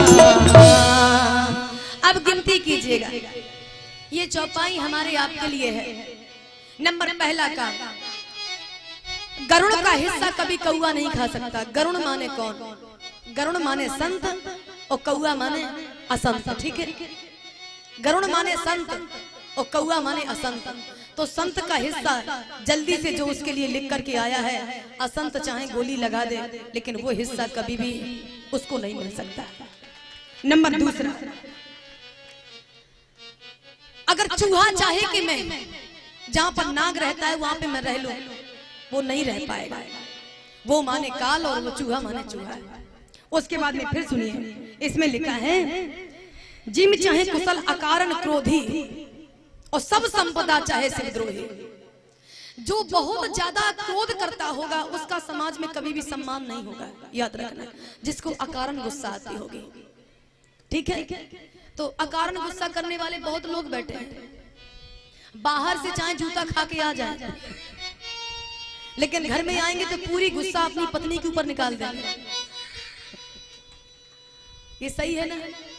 बाहर से चाहे जूता खा के आए, लात खा के आए, किसी की बात खा के आए, लेकिन पूरा का पूरा उसको लगेगा कि ये दुश्मन तू मेरा, मैं नागिन तू सपेरा। अरे कितने लोगों को देखा है, एक ही बेडरूम में रहेंगे, एक ही बिस्तर में रहेंगे, लेकिन वो दोनों उनको ऐसा लगेगा कि उसको लगेगा मैं इसको खा जाऊं और उसको लगेगा ये मैं इसको खा जाऊं। एक ही घर में रह रहे हैं दोनों पति पत्नी। कितने ऐसे घर देखे हैं, एक दूसरे को पचा नहीं पा रहे हैं। और मैं विनती करूं, अगर ऐसे लोग यहाँ पर बैठे हैं तो कथा सुनना उनका बेकार है। बाहर से तुम झगड़ा करके आ रहे हो, गाली खा के किसी से आ रहे हो, पड़ोसी से मार कुट के आ रहे हो, और घर में जो तुम्हारे लिए झाड़ू पोछा बर्तन बच्चे परिवार सबको देख रही है, भोजन बना के दे रही है, उसको तुम बिना ही कारण को मार रहे हो। विनती करें तो तुलसी बाबा ने लिखा है जिम चाहे कुशल। अचानक इस तरह का आदमी चाहे कि मेरी कुशल हो जाए, उसका समाज में सम्मान नहीं होगा। और जो आदमी संपत्ति चाहता है, गौर करना ये बहुत बड़ी बात है महाराज जी, वही आपके पुराण वाली बात आ रही है। सब संपदा चाहे शिवद्रोही। संपत्ति जो व्यक्ति चाहता है और शंकर जी से द्रोह करता है, उसको संपत्ति कभी नहीं मिल सकती। ये सीधी सीधी रामायण की चौपाई सिद्ध कर रही है। अगर संपत्ति का भूखा आदमी है तो नारायण का भजन कर रहा है, लेकिन शंकर जी को एक लोटा अगर जल देता रहेगा तो उसके यहाँ संपत्ति का आवागमन कम नहीं होगा। तो ये ठीक है, ये नोट करना। शंकर जी का पूजा पाठ करने वाले के पास कभी संपत्ति कम नहीं होती। अब सोचिए, ये जो ये रखे हैं ना, ये दिन भर आदमी फावड़ा करता है, जब 200-400-500 रुपया उसको मिलते हैं, और हम लोग यहाँ पर बैठे, यहाँ बैठे और शंकर जी का नाम गाए, वंदे बोधमयम नित्यम गुरु शंकर रूपणो यमात्र तो हे वक्र पे, ओ लो पैसा, लो लो लो लो पैसा। इसका मतलब क्या है? शास्त्र कभी झूठ नहीं बोलता। जिस आदमी को संपत्ति चाहिए वो शंकर जी की पूजा आरंभ कर दे, उसके यहाँ दौलत का ढेर लग जाएगा। ये मेरा निजी अनुभव करता है, क्योंकि मैं शंकर जी की शिष्य हूँ, शंकर जी मेरे गुरु हैं। तो जिसको संपत्ति चाहिए वो भगवान शंकर की आराधना पूरी करने चालू कर दे, ठीक है। उसके बाद में फिर एक बड़ी प्यारी बात आती है, भगवान नारायण से जो दुश्मनी रखता है, हरिपद विमुख, हरिपद विमुख, नारायण से द्रोह भी है और परम पद का भूखा भी है। मरू तो मुझे परम पद मिल जाए, और नारायण से बराबर 307 चला रहा है, भगवान से 307 और परम गति मांग रहा है। तो तुलसी बाबा कहते हैं उसको नहीं मिलेगी। हरिपति विमुख धर्म गति परम गति चाहा, तस तुम्हारे लालच नर नाहा, नहीं मिल सकते। और जब ये राजाओं के समझाने, जो अच्छे राजा थे और बुरे राजाओं को जो समझा रहे थे, जब देखना लक्ष्मण जी का भी कहना नहीं मान रहे, अच्छे राजाओं का कहना भी नहीं मान रहे, जनक जी भी बुरे राजाओं को समझा रहे हैं, उनका भी कहना नहीं मान रहे। तो तुलसी बाबा को लगा अब सब शांत हो जाओ, इनके मुंह से बोलती नहीं निकलेगी। क्यों? बोले इनके पिताजी के भी पिताजी आ रहे हैं। बोले उनका नाम क्या था? बोले उनका नाम था परशुराम, और परशुराम जी महाराज जी हुई आए तो ये जितने राजा थे सब छिप गए। और पूज्य संत श्री राजेश्वरानंद जी तो कहा करते हैं, जो पतले पतले राजा थे वो तो बैठे रहे, जो पतले पतले राजा थे वो उठे। तो बोले छुपे कहाँ? बोले जो मोटे मोटे थे उनके पीछे बैठ गए, और जो मोटे मोटे थे बेचारे अब वो कहाँ जाए? अब मोटे वाले कहाँ जाए? बाबा जी बड़ा प्यारा वाक्य लिखते हैं, बड़ा प्यारा वाक्य। तेई अवसर सुन शिव धन भंगा, तेई अवसर सुन शिव धन भंगा, तेई अवसर सुन शिव धन भंगा, तेई अवसर सुन शिव धन भंगा, तेई अवसर सुनी शिव धन भंगा। आयो आयो आयो भृगुकुल कमल पतंगा, आयो भृगुकुल कमल पतंगा, आयो भृगुकुल कमल पतंगा, आयो भृगुकुल कमल पतंगा। देख महीप सकल सको जाने, देख महीप सकल सकु जाने, बाज झपट जनो लवा लुकाने, बाज झपट जनो लवा लुकाने, ओ बाज झपट जनो लवा लुकाने, बाज झपट जनो लवा लुकाने। देखत भृगुपति बेस कराला, देखत भृगुपति वेश कराला, उठे सकल नप विकल भुआला, उठे सकल नप विकट भुआला, उठे सकल भय विकल भुआला, उठे सकल नप विकट भुआला। ओ पितु समेत कही कही निज नामा, करन लगे सब दंड प्रणामा।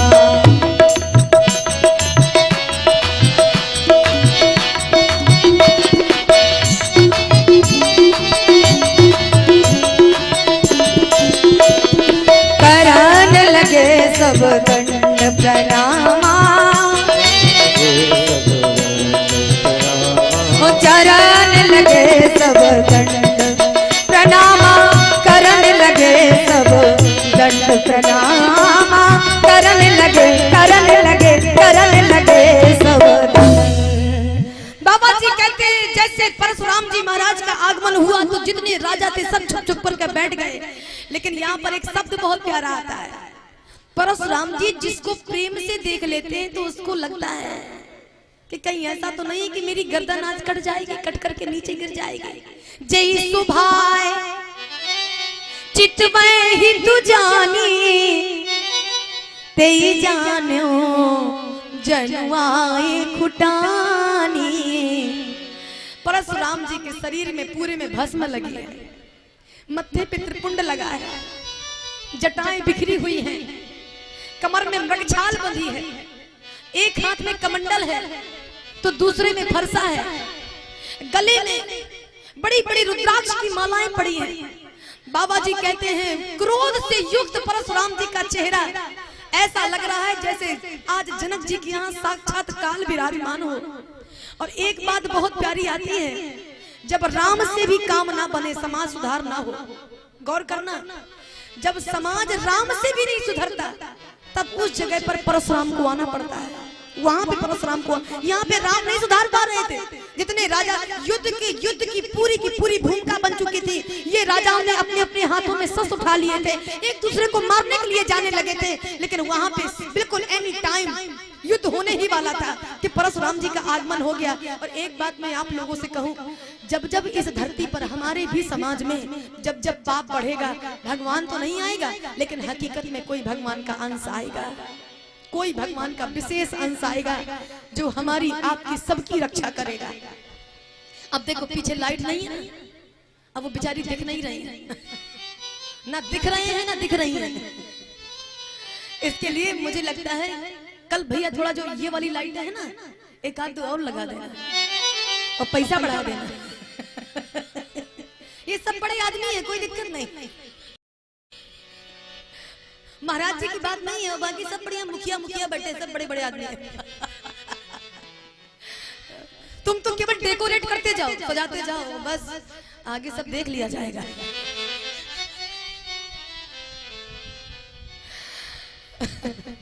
बोलिए श्री हनुमान जी महाराज की। परशुराम जी ने जनक जी से पूछा कि जनक ये बताओ कि आखिरकार इस समाज में इतनी भीड़ क्यों है? पूछन जान अजान जिम व्यापक कोप शरीर, आखिरकार इतना चारों तरफ सन्नाटा क्यों है, भीड़ क्यों है, कोई बोल नहीं रहा, कोई देख नहीं रहा। और तुलसी बाबा कहते हैं जनक जी ने उस समय पूरी घटना बताई। अब एक बहुत बड़ा चित्र आता है यहाँ पर, ध्यान दीजिएगा। जिस समय परशुराम जी पूछ रहे थे ये भीड़ क्यों है, भीड़ क्यों है, तो जनक जी बहुत डर गए। जनक जी को लगा कि जितने 10,000 राजा बैठे हैं ये सब के सब राम से खपा बैठे हैं, और किसी ने अगर परशुराम जी के कान में बात डाल दी कि महाराज ये 10,000 राजा जो आए हैं ये धनुष तोड़ने आए तो थे, लेकिन धनुष इनने नहीं तोड़ा, ये जो दुबला पतला खड़ा है सांवला सांवला इसने तोड़ा है, तो कहीं ऐसा ना हो कि परशुराम जी का फरसा उठ जाए मेरे दामाद के ऊपर, तो मेरी सीता अभी अभी सुहागिन हुई है, कहीं ऐसा ना हो कि मेरे दामाद को कोई क्षति पहुंच जाए। तो परशुराम जनक जी ने विश्वामित्र जी को इशारा कर दिया, महाराज कुछ करो, मेरी बेटी का सुहाग अभी अभी मिला है, कृपा करिए महाराज। तो परशुराम ने सोचा विश्वामित्र जी ने करूं तो करूं क्या, तो आगे आगे स्वागत करने के लिए परशुराम जी का विश्वामित्र चले, पीछे राम जी, उनके पीछे लक्ष्मण। और जैसे ही परशुराम जी महाराज, वो विश्वामित्र जी महाराज परशुराम जी के गले मिले, तो पता है कैसे मिले? जो फरसा वाला, अच्छा जब एक दूसरे के गले मिला जाता है तो एक हाथ उसका हमारी कांख में दब जाएगा और हमारा एक हाथ उसकी कांख में दब जाएगा। जब गले मिलते हैं ना, अनुभव करके देखना, जब गले मिलेंगे तो उसका एक हाथ हमारी कांख में होगा और हमारा एक हाथ उसकी कांख में होगा। तो विश्वामित्र जी महाराज ने परशुराम जी का वो वाला हाथ दबाया जिसमें फरसा था, और जैसे ही फरसा था तो तुलसी बाबा कहते हैं विश्वामित्र मिले पुनियाई, और पुनि चरणन मेले दो भाई। फरसा वाला हाथ तो दबा था, और जैसे ही दबा तो बाबा जी कहते हैं बहुत प्यारा वाक्य, उसी समय परशुराम जी महाराज ने राम जी को देखा और राम जी को देख करके आशीर्वाद दे दिया, चिरंजीवी भव, आयु वृद्ध भव, आयुष्मान भव, बल वृद्ध भव। अच्छा देखना, थोड़ी देर के बाद जनक जी सीता जी को लेकर के आ गए कि अभी तो फरसा दबा ही, अभी कोई दिक्कत नहीं है। अभी किसी ने सूचना भी नहीं दी धनुष टूटने की, और तीसरी बात अभी इन्होंने भी धनुष को नहीं देखा कि ये टूट चुका है। तो तुलसी बाबा बहुत प्यारा विवेचन करते हैं। उसी समय जिस समय सीता माता परशुराम जी के चरणों में गिरी थी, इनके मुंह से निकल गया अखंड सौभाग्यवती भाव, अखंड सौभाग्यवती। अब तो जनक जी ने चैन की सांस ली। जिसको परशुराम जैसा महात्मा अखंड सौभाग्यवती का वरदान दे दे, उसके पति का बाल बांका नहीं हो सकता। विश्वामित्र जी महाराज से आज जनक जी ने कहा, महाराज अब कोई दिक्कत नहीं है, फरसे वाला छोड़ दीजिए हाथ, अब कोई दिक्कत नहीं। बाबा जी बड़ा प्यारा विवेचन देते हैं, बड़ा प्यारा भाव देते हैं। आज परशुराम जी ने पूछ दिया जनक जी से, जनक ये बताओ आखिरकार ये भीड़ कैसी है इतनी? तो गोस्वामी बाबा लिखते हैं, समाचार कही जनक सुनाए, जनक सुनाए, समाचार कही जनक सुनाए, समाचार कही जनक सुनाए, समाचार कही जनक सुनाए, समाचार कही जनक सुनाए, समाचार कही जनक सुनाए, जनक सुनाए, यही कारण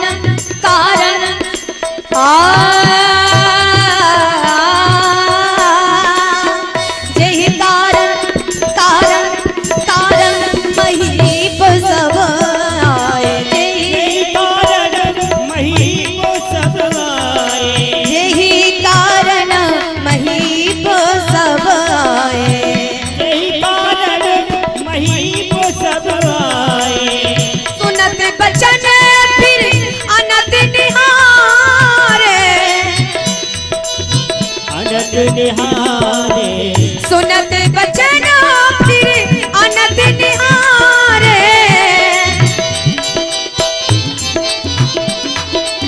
वो देखे चाप खंड मही डार, देखे चाप खंड मही डार,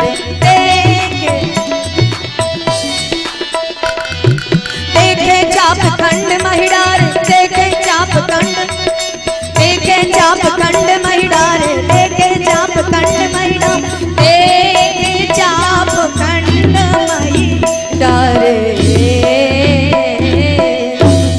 जनक जी ने जब परशुराम जी ने पूछा कि जनक इतनी भीड़ क्यों है, ये राजा अपने अपनी गर्दन को लटकाए क्यों बैठे हैं, लेकिन यहाँ पर भाव आता है, जनक जी ने वहां पर होने वाली पूरी घटना को जिस समय बताया, परशुराम जी की भक्ति टेढ़ी हो गई, और जैसे ही मुड़कर के पीछे को देखा तो वहां पर दोनों के दोनों एक धनुष के दोनों हिस्से अगल बगल टूटे हुए पड़े थे। लेकिन यहाँ पर बात को बहुत प्यारा आता है। इन्होंने पूछा है, कहूँ जड़ जनक धनुष क्यों तोड़ा, किसने धनुष को तोड़ा है, तुम जल्दी बताओ, बेग दिखा। जनक जिसने ये धनुष को तोड़ा है मुझे जल्दी बताओ। अच्छा यहाँ पे एक शब्द लिखा है बेग दिखाओ, बेग दिखाओ। तो एक वहीं पर आदमी खड़ा था, वो अपना खाली बैग लेके आ गया बोले महाराज आप चाहे जैसे ढूंढ लो, धनुष को तोड़ने वाला इस बैग के अंदर नहीं है। परशुराम जी महाराज पूछ रहे हैं कि सच बताओ, पूरी घटना बताओ, धनुष किसने तोड़ा। इसमें दो शब्द आते हैं, कहू जड़, कहू जड़। जड़ गाली भी है। तो किसी ने कहा क्या परशुराम जैसा महात्मा जो भगवान का अवतार कहा जाता है, क्या जनक जी को गाली दे सकता है? वो भी गुरु भाई है जनक जी, गाली दे सकता है? जड़ शब्द कह रहे हैं। इसका एक भाव और निकलता है। जड़ माने होता है पूरी बात बताओ, जड़ माने पूरी बात कि आखिरकार ये धनुष क्यों तोड़ा गया। मैं अभी सुनना चाहता हूँ। ये जड़ माने गाली नहीं है, शुरू से लेकर अंत तक की पूरी जड़ बताओ। ये आखिरकार शंकर जी का धनुष क्यों तोड़ा गया, ये कहानी मैं सुनना चाहता हूँ। कहू जड़ जनक धनुष क्यों तोड़ा, बेग दिखाओ, मुड़ना तो आजू। तो तुलसी बाबा ने कहा अगर जल्दी नहीं दिखाया गया तो क्या करेंगे? तो बोले पलटू मही जहां लगता वो राजू। तो एक कहता है अभी लक्ष्मण जी पूरे ब्रह्मांड को उठा करके दौड़े जा रहे थे, अब दूसरे वाले आए हैं तो वो भी पूरी मही को पलट रहे हैं। जनक जी महाराज किया क्या जाए, राम जी को दिखा दो। अच्छा, बड़ा प्यारा विवेचन आता है। एक ने कहा 10,000 राजा बैठे हैं, कोई भी जाकर के बता दो कि धनुष किसने तोड़ा है। तो वहां पर वही कल वाली बात आती है ना, धनुष को राम जी ने तोड़ा है लेकिन एक भी गवाह नहीं है कि धनुष राम जी ने तोड़ा है। एक भी गवाह वहां पर नहीं है, क्योंकि किसी ने भी धनुष तोड़ते देखा ही नहीं था। दम के उद्दाम में जब धनु लय हो, पुण्य धनु नव मंडल संभय हो। लेकिन जब ये राजा सबके सब डरने लगे कि धनुष हमने तोड़ा नहीं है और परशुराम के क्रोध से कहीं टूट ना जाए हम लोग, तो करें क्या। एक ने कहा बता दो कि धनुष तोड़ने वाला ये है। और बड़ा प्यारा वाक आता है। राम जी को निकल करके आना पड़ा और दोनों हाथ जोड़कर कहते हैं, नाथ शंभुधन भंजन हारा, तू ही है केहू एक दास तुम्हारा।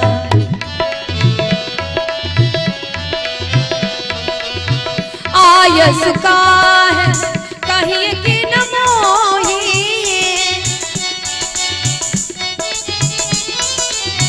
आयस का कहिए कि न मोही।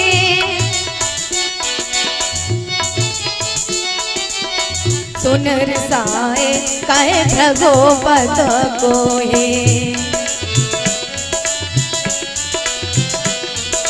हो सेवक सोई जो करे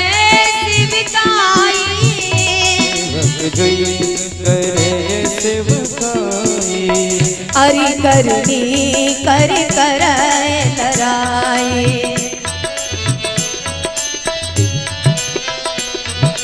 हरि करनी कर कर लराए।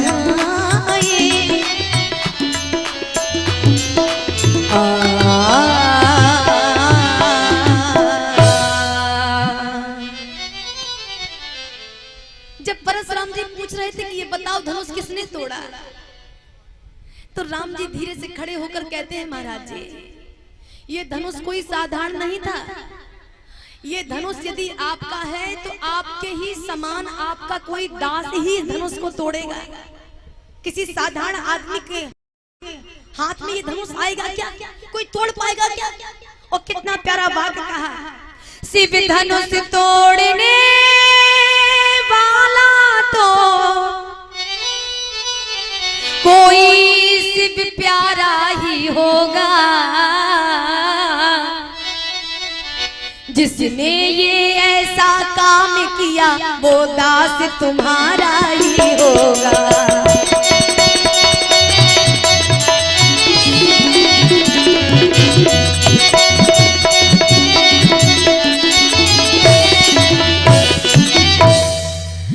तो परशुराम जी ने कहा कि अगर वो मेरा दास है तो मेरी आज्ञा लेकर के उसने धनुष को नहीं तोड़ा है, मैं फरसे से उसको मार डालूंगा।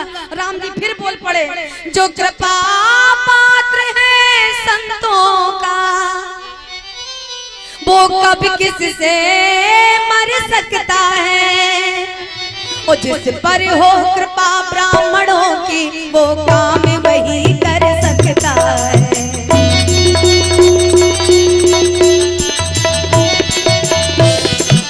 पर हो कृपा ब्राह्मणों की,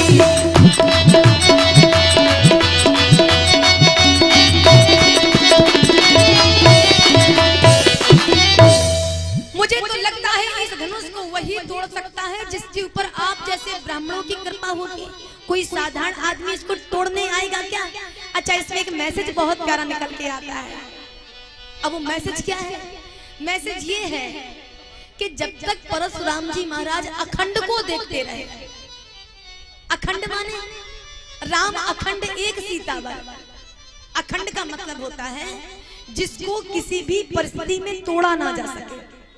अखंड, ठीक है, किसी भी समय तोड़ा ना जा सके, गिराया ना जा सके।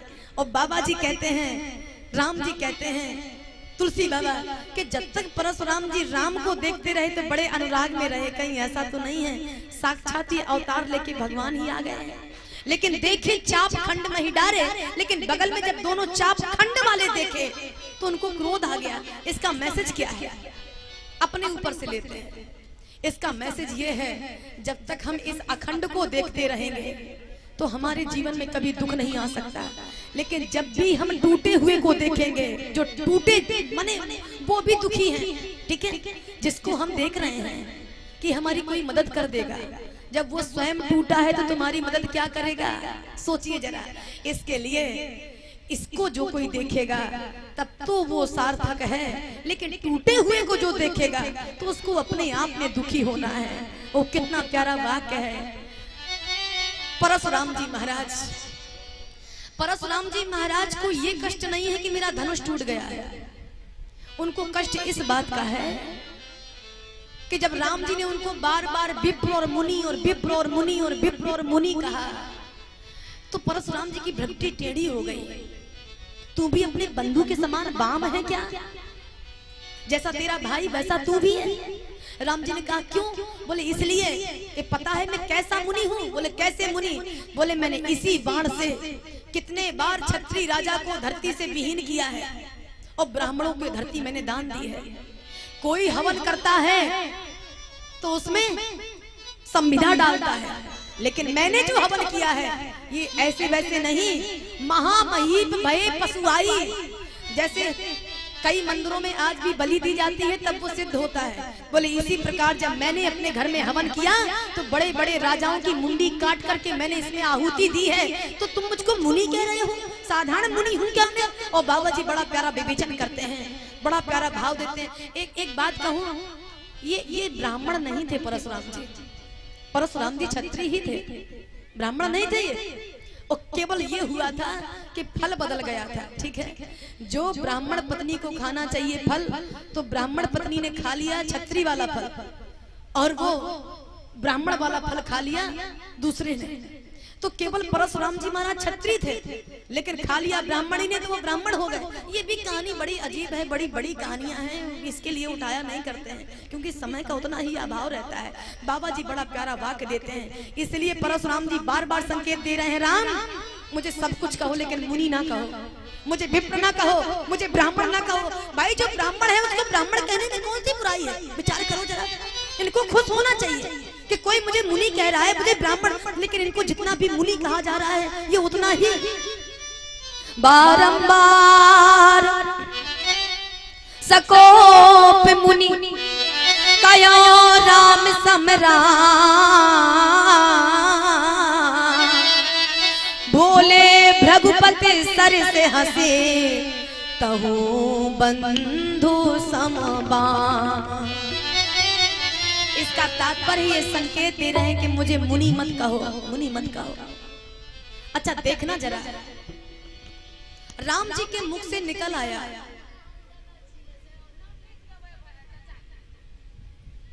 नाम लिख दो पहले।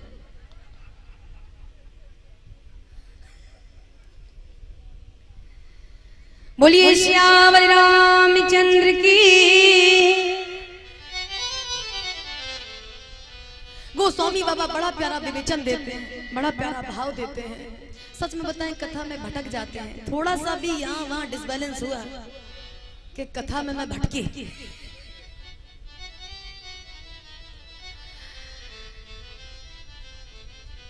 राम जी ने कितना प्यारा वाक्य कहा है। मैं परशुराम संवाद तुरंत बंद कर रही हूँ, थोड़ा सा कह करके। इन्होंने कहा है कि राम अगर तूने धनुष तोड़ा है तो ऐसा करके कर परतोष मोर संग्रामा, न तो छाण कहावत रामा, मुझसे युद्ध कर। तो राम जी ने कहा देखो मैं युद्ध तो करता हूँ, लेकिन गाय के ऊपर, गंगा के ऊपर और ब्राह्मणों के ऊपर हम लोग कभी शस्त्र नहीं उठाते, और नारी के ऊपर कभी शस्त्र नहीं उठाते, हम आपसे युद्ध नहीं कर सकते। तो राम जी, परशुराम जी ने कहा तो फिर ऐसा कर, आज से अपना नाम राम कहना छोड़ दे। अगर राम है तो फिर मुझसे युद्ध कर, और नहीं तो फिर राम नाम में क्यों कलंक लगाता है? मेरा नाम परशुराम है, लेकिन मैंने कभी भी जिसने मुझे ललकारा है तो मैं उससे युद्ध करने गया हूँ, लेकिन मैं तुमको ललकार रहा हूँ, तुम्हारा भी नाम राम है तो फिर तुम मुझसे युद्ध करो। राम जी ने कहा नहीं करूंगा। बोले क्यों नहीं करोगे? बोले इसलिए कि तुम ब्राह्मण हो, मैं क्षत्रिय हूँ, मैं अपयश नहीं लेना चाहता। सूर्यवंश का कोई भी व्यक्ति ब्राह्मण के ऊपर हाथ नहीं उठाता, मैं कैसे उठा सकता हूँ? परशुराम जी महाराज के लिए कितना प्यारा वाक्य कहा है। महाराज क्षत्रिय डरता है तो केवल और केवल गाय से, क्षत्रिय डरता है तो केवल और केवल ब्राह्मण से, क्षत्रिय डरता है तो केवल केवल एक स्त्री से, बाकी क्षत्रिय की किसी से नहीं डरता। एक बार कालऊ की न होई, अगर एक बार काल भी सामने आ जाए ना तो महाराज वो फिर कभी पीठ नहीं दिखाता।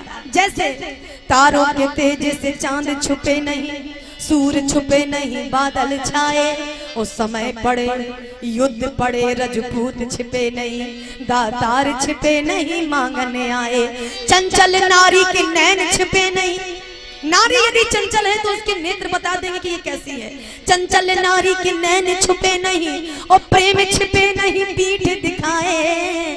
अगर प्रेमिका और प्रेमी बैठे हैं तो उनका अपने आप को चाहे पीट करके बैठ जाएं, लेकिन समाज जान जरूर जाएगी कि लगता है कि एक दूसरे को प्रेम करते हैं। चंचल नारी के नैन छिपे नहीं और प्रेम छिपे नहीं, पीठ दिखाए। कहे संत अरे सुन साधु तो बुरे कर्म छुपे ना भभूत लगाए, बुरे कर्म छुपे ना भभूत लगाए। इसके लिए छत्री के सामने यदि काल भी ललकारता है तो फिर वो उससे भी नहीं डरता, लेकिन अगर हम डरते हैं तो केवल ब्राह्मण से और उन अपनी गंगा गीता गायत्री से, एक नारी से, आपसे नहीं डरते। परशुराम जी के मन में शंका हो गई कि इतना बड़ा संकल्प कि जो काल से ना डरता हो, तो काल से तो केवल या तो महाकाल नहीं डरता या तो महाकाल का इष्ट भगवान नारायण नहीं डरता। तो कहीं ऐसा तो नहीं कि साक्षात नारायण ही आ गए हो, नारायण आ गए और मैं उनका अपमान कर रहा हूँ। उस समय परशुराम जी के मन में जब शंका आई तो परशुराम जी को लगा कि परीक्षा ले ली जाए, अगर ये नारायण होंगे तो पता चल जाएगा। बोले कैसे? बोले मेरे पास नारायण का धनुष है। जिस समय भगवान विष्णु के पास एक बार ये गए थे परशुराम जी, तो भगवान विष्णु से कहा था प्रभु आपका अवतार कब होगा, तो मैं आपको कैसे पहचानूंगा कि आप धरती पर आ गए। तो परशुराम जी से विष्णु भगवान ने कहा था परशुराम जी जब मेरा आमना सामना होगा ना तो मैं तुमको एक धनुष देता हूँ, ठीक है? ये धनुष जब तुम्हारा साथ छोड़कर मेरे साथ आ जाए तो जान लेना कि मेरा अवतार हो गया। और बाबा जी कहते हैं परशुराम जी को लगा कि मैं सामने वाले की परीक्षा ले लूं, तो उन्होंने कह दिया राम मेरे पास जो धनुष है इसमें भी प्रत्यंचा चढ़ा करके दिखाओ तो मैं तुमको जान जाऊंगा कि तुम कौन हो। और परशुराम जी ने जैसे ही धनुष अपने कंधे से उतारा और उतार ही नहीं पाए थे कि धनुष अपने मन से छूटा, मानो धनुष को भी इंतजार था कि मेरा दाता आ गया, मेरा प्रभु आ गया, मेरा करतार आ गया, मेरा नाथ आ गया, मेरा स्वामी आ गया। धनुष अपने आप से उतरा और राम जी के हाथ में चला गया। देत चाप आप ही चल गया परशुराम में अति विस्मय भयो।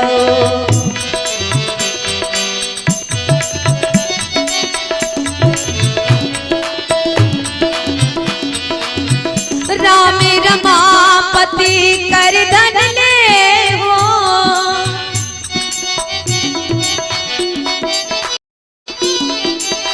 है जो मोर मिटे संदेह हो।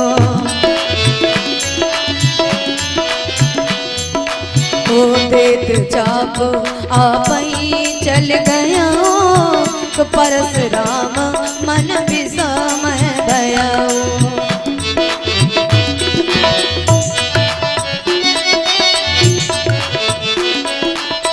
विस्मय भयो, विस्मय भयो, विस्मय भयो।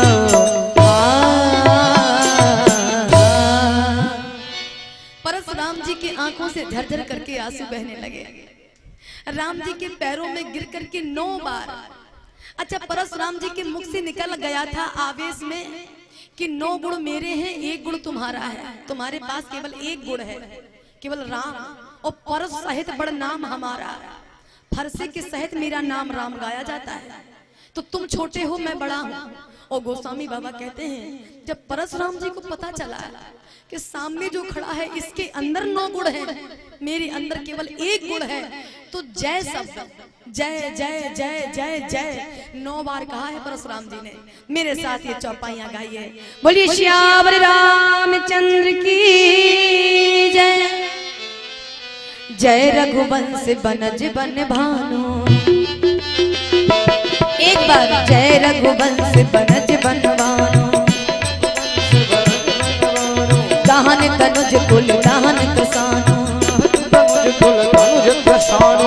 सुर विप्र धेनु हितकारी, जय सुर विप्र धेनु हितकारी, जय मद मोह को है ब्रह्म भारी, जय मद मोह भारी, विनयशील करुणा गुण सागर, शील करुणा गुण सागर, जयति बचन रचना अति नागर, जयति बचन रत्नाकर नागर, विनयशील करुणा गुण सागर, शील करुणा गुण सागर, जयति बचन रचना अति नागर,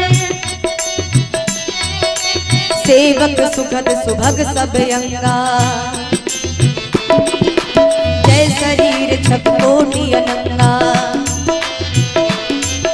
जय शरीर छप कोटि अनंगा। 4 बार जय। करो काह मुख एक प्रशंसा, एक प्रशंसा, जय महेश मन मानस हंसा, जय महेश मन मानस हंसा, अनुचित बहुत कहो अज्ञाता, अनुचित बहुत कहूँ अज्ञाता, क्षमो क्षमा मंदिर दो भ्राता, क्षमो मंदिर दो भ्राता, कई जय जय जय रघुकुल के तू, कई जय जय जय रघुकुल के तू, कही जय जय जय रघुकुल के तू, जय जय जय रघुकुल के तू, रघुपत गए बनहि तप हेतु, बनहि तप हेतु, रघुपत गए बनहि तप हेतु।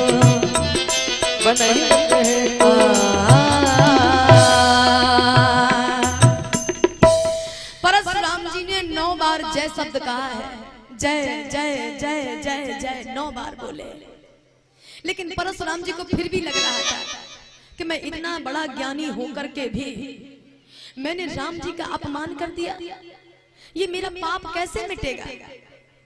राम जी ने जिस समय बाण वो धनुष लिया था और बाण चढ़ाया था, और बाण जिस समय चढ़ गया था, राम जी ने कहा कि ये बताओ परशुराम जी, अब इस धनुष से जो बाण है मैं कहां पर छोड़ूं, क्योंकि मेरा लक्ष्य अगर एक बार चढ़ गया तो बिना भेदन किए वापस नहीं आता। अब बताओ मैं इसको कहां छोड़ूं। तो पता है परशुराम जी क्या बोले? परशुराम जी ने कहा था, प्रभु ऐसा करिए, मेरे शत्रुओं का नाश कर दीजिए।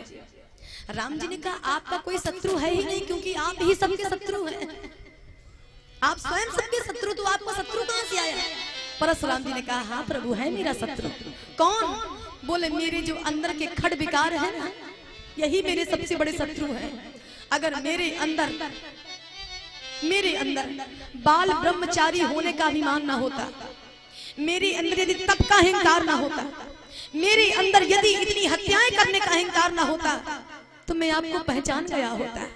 और इसी अहंकार के चलते मैं आपको पहचान नहीं पाया। तो हे करुणा निधान, यदि आपका धनुष, आपका बाण बिना लक्ष्य किए नहीं आता, तो मेरे जितने पुण्य हैं उनका नाश कर दो, मैंने जितनी तपस्या की है उसका नाश कर दो। तो राम जी के मुख से निकल गया, परशुराम जी भगवान, व्यक्ति पुण्य बड़े मुश्किल में अर्जित कर पाता है, और आप हैं तो अपने पुण्यों का ही नाश कराना चाहते हैं इस बाण के द्वारा। तो इसके पीछे का कारण क्या है? परशुराम जी ने कहा इसके पीछे का एक ही कारण है, अगर मेरे अंदर अहंकार से कमाए हुए ये पुण्य ना होते तो सामने मेरे ब्रह्म खड़ा था, मैं ब्रह्म का अपमान ना कर रहा होता। इसके लिए मेरे पुण्यों का नाश करो, पुण्यों का। और एक बात कहूं, पुण्य का नाश होना चाहिए। निश्चित है कि हम लोग देवता रहे होंगे, जो यहाँ पर बैठे हैं ना, अच्छे अच्छे जो लोग हैं, जिनकी गिनती अच्छे लोगों में आती है, वो कोई साधारण नहीं है, वो देवता ही है। और देवता धरती में इसीलिए आते हैं कि जब उनके पुण्य का नाश हो जाता है तो धरती में गिराए जाते हैं, और जब वो धरती में आता है तो फिर से राम राम राम राम राम राम कहते कहते फिर से पुण्य अर्जित करता है, और फिर से भगवान के लिए वो देवता बनता है। इसके लिए पुण्यों का नाश होना जरूरी है, कष्ट आना जरूरी है, भूख आनी जरूरी है। भूख नहीं आएगी तो क्या भोजन का आनंद आएगा? क्या फटे कपड़े नहीं पहनेंगे तो क्या अच्छे कपड़े पहनने का आनंद आएगा? क्या?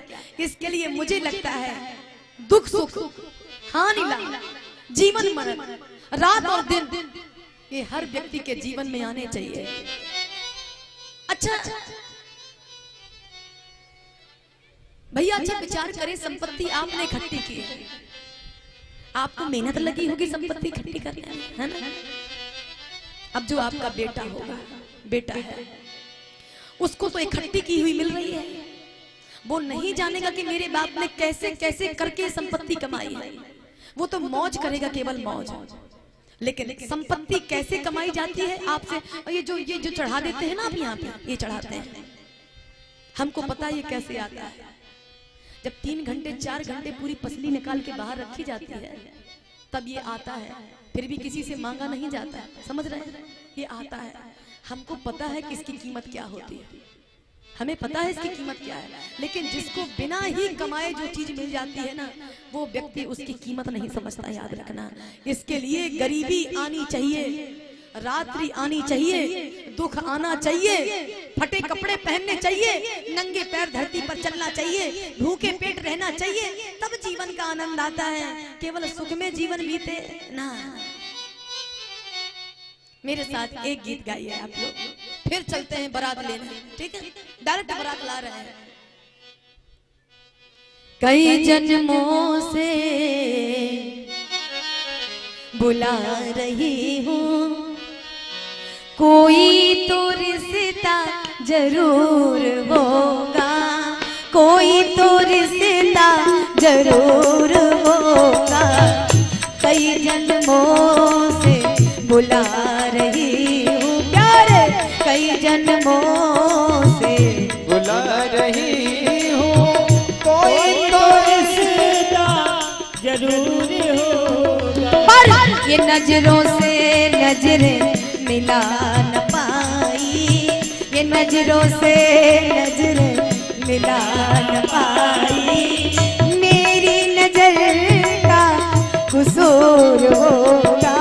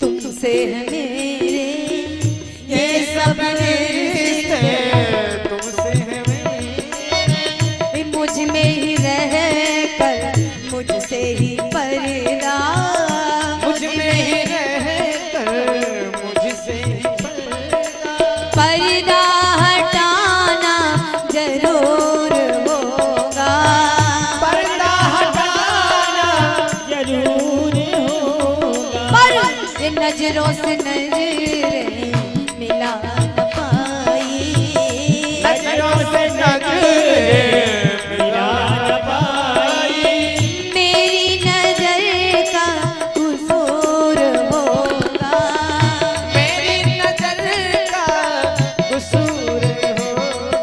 हाँ जी मेरी नजर का कसूर होगा, मेरी नजर का कसूर होगा। ताली बजनी चाहिए मेरी माताओं सबके।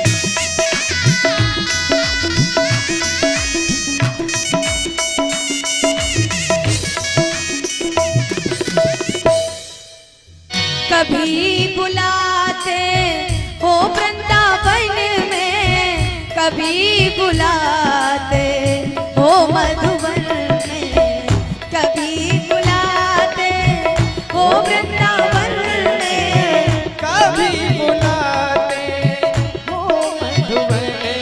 तो अपने दर तुम सदा बुलाते, अपने तुम सदा बुलाते। हाथ उठाकर मेरे घर आना जरूर होगा, मेरे घर आना जरूर होगा। इन नजरों से नजरें मिला न पाई, नजरों से नजरें मिला न पाई। प्रभु नजरों से नजरें मिला न पाई, नजरों से नजरें मिला न पाई। मेरी नजर का कसूर होगा, मेरी नजर का कसूर होगा। मेरी नजर का कसूर होगा। मेरी नजर का कसूर होगा। मेरी नजर का कसूर होगा। मेरी नजर का कसूर होगा। मेरी नजर का कसूर होगा। कसूर होगा।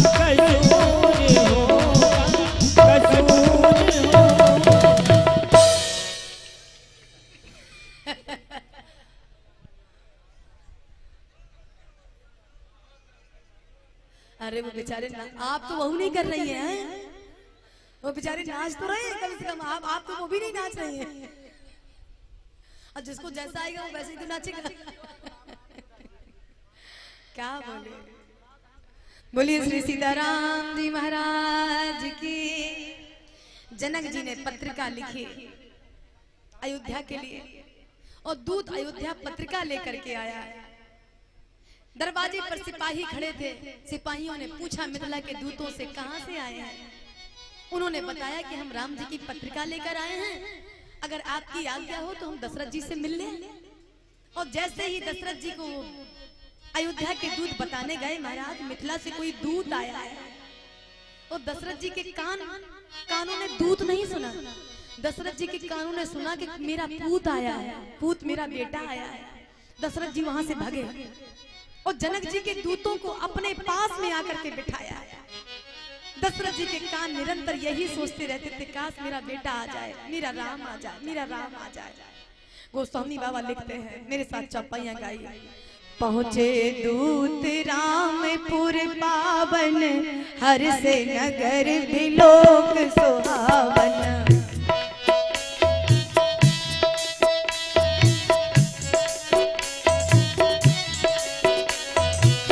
धूप द्वार दिन खबर जनाई, दशरथ नभ सुन लिए बुलाए।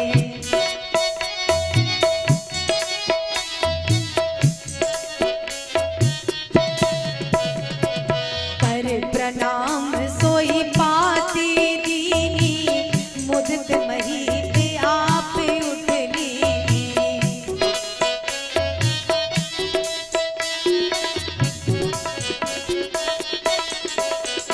और जैसे ही दशरथ जी महाराज ने अपने सिंहासन में बैठकर उस पत्रिका को खोला, तो पत्रिका को पढ़ते ही उनकी आंसुओं की धार लग गई। बाबा जी बड़ा प्यारा बात लेकर आए हैं। कर प्रणाम सोई बात दीनी, मुदित महीप आप उठनी।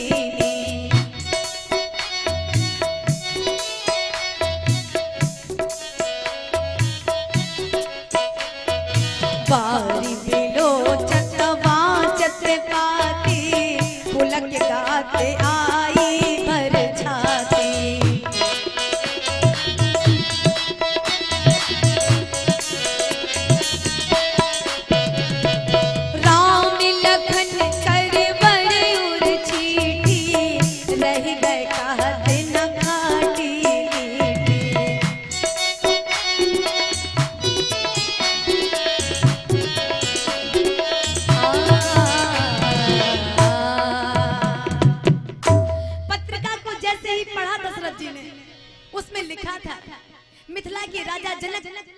आपका स्वागत कर रहे हैं। आपके बड़े बेटे ने 10,000 राजाओं के सामने इतना बड़ा पराक्रम दिखाया है कि सबके देखते ही देखते उन्होंने धनुष को तोड़ दिया है। अब आपका राम मचला है किस बात के लिए कि जब तक मेरे पिताजी नहीं आ जाएंगे तब तक मैं विवाह को स्वीकार नहीं करूंगा।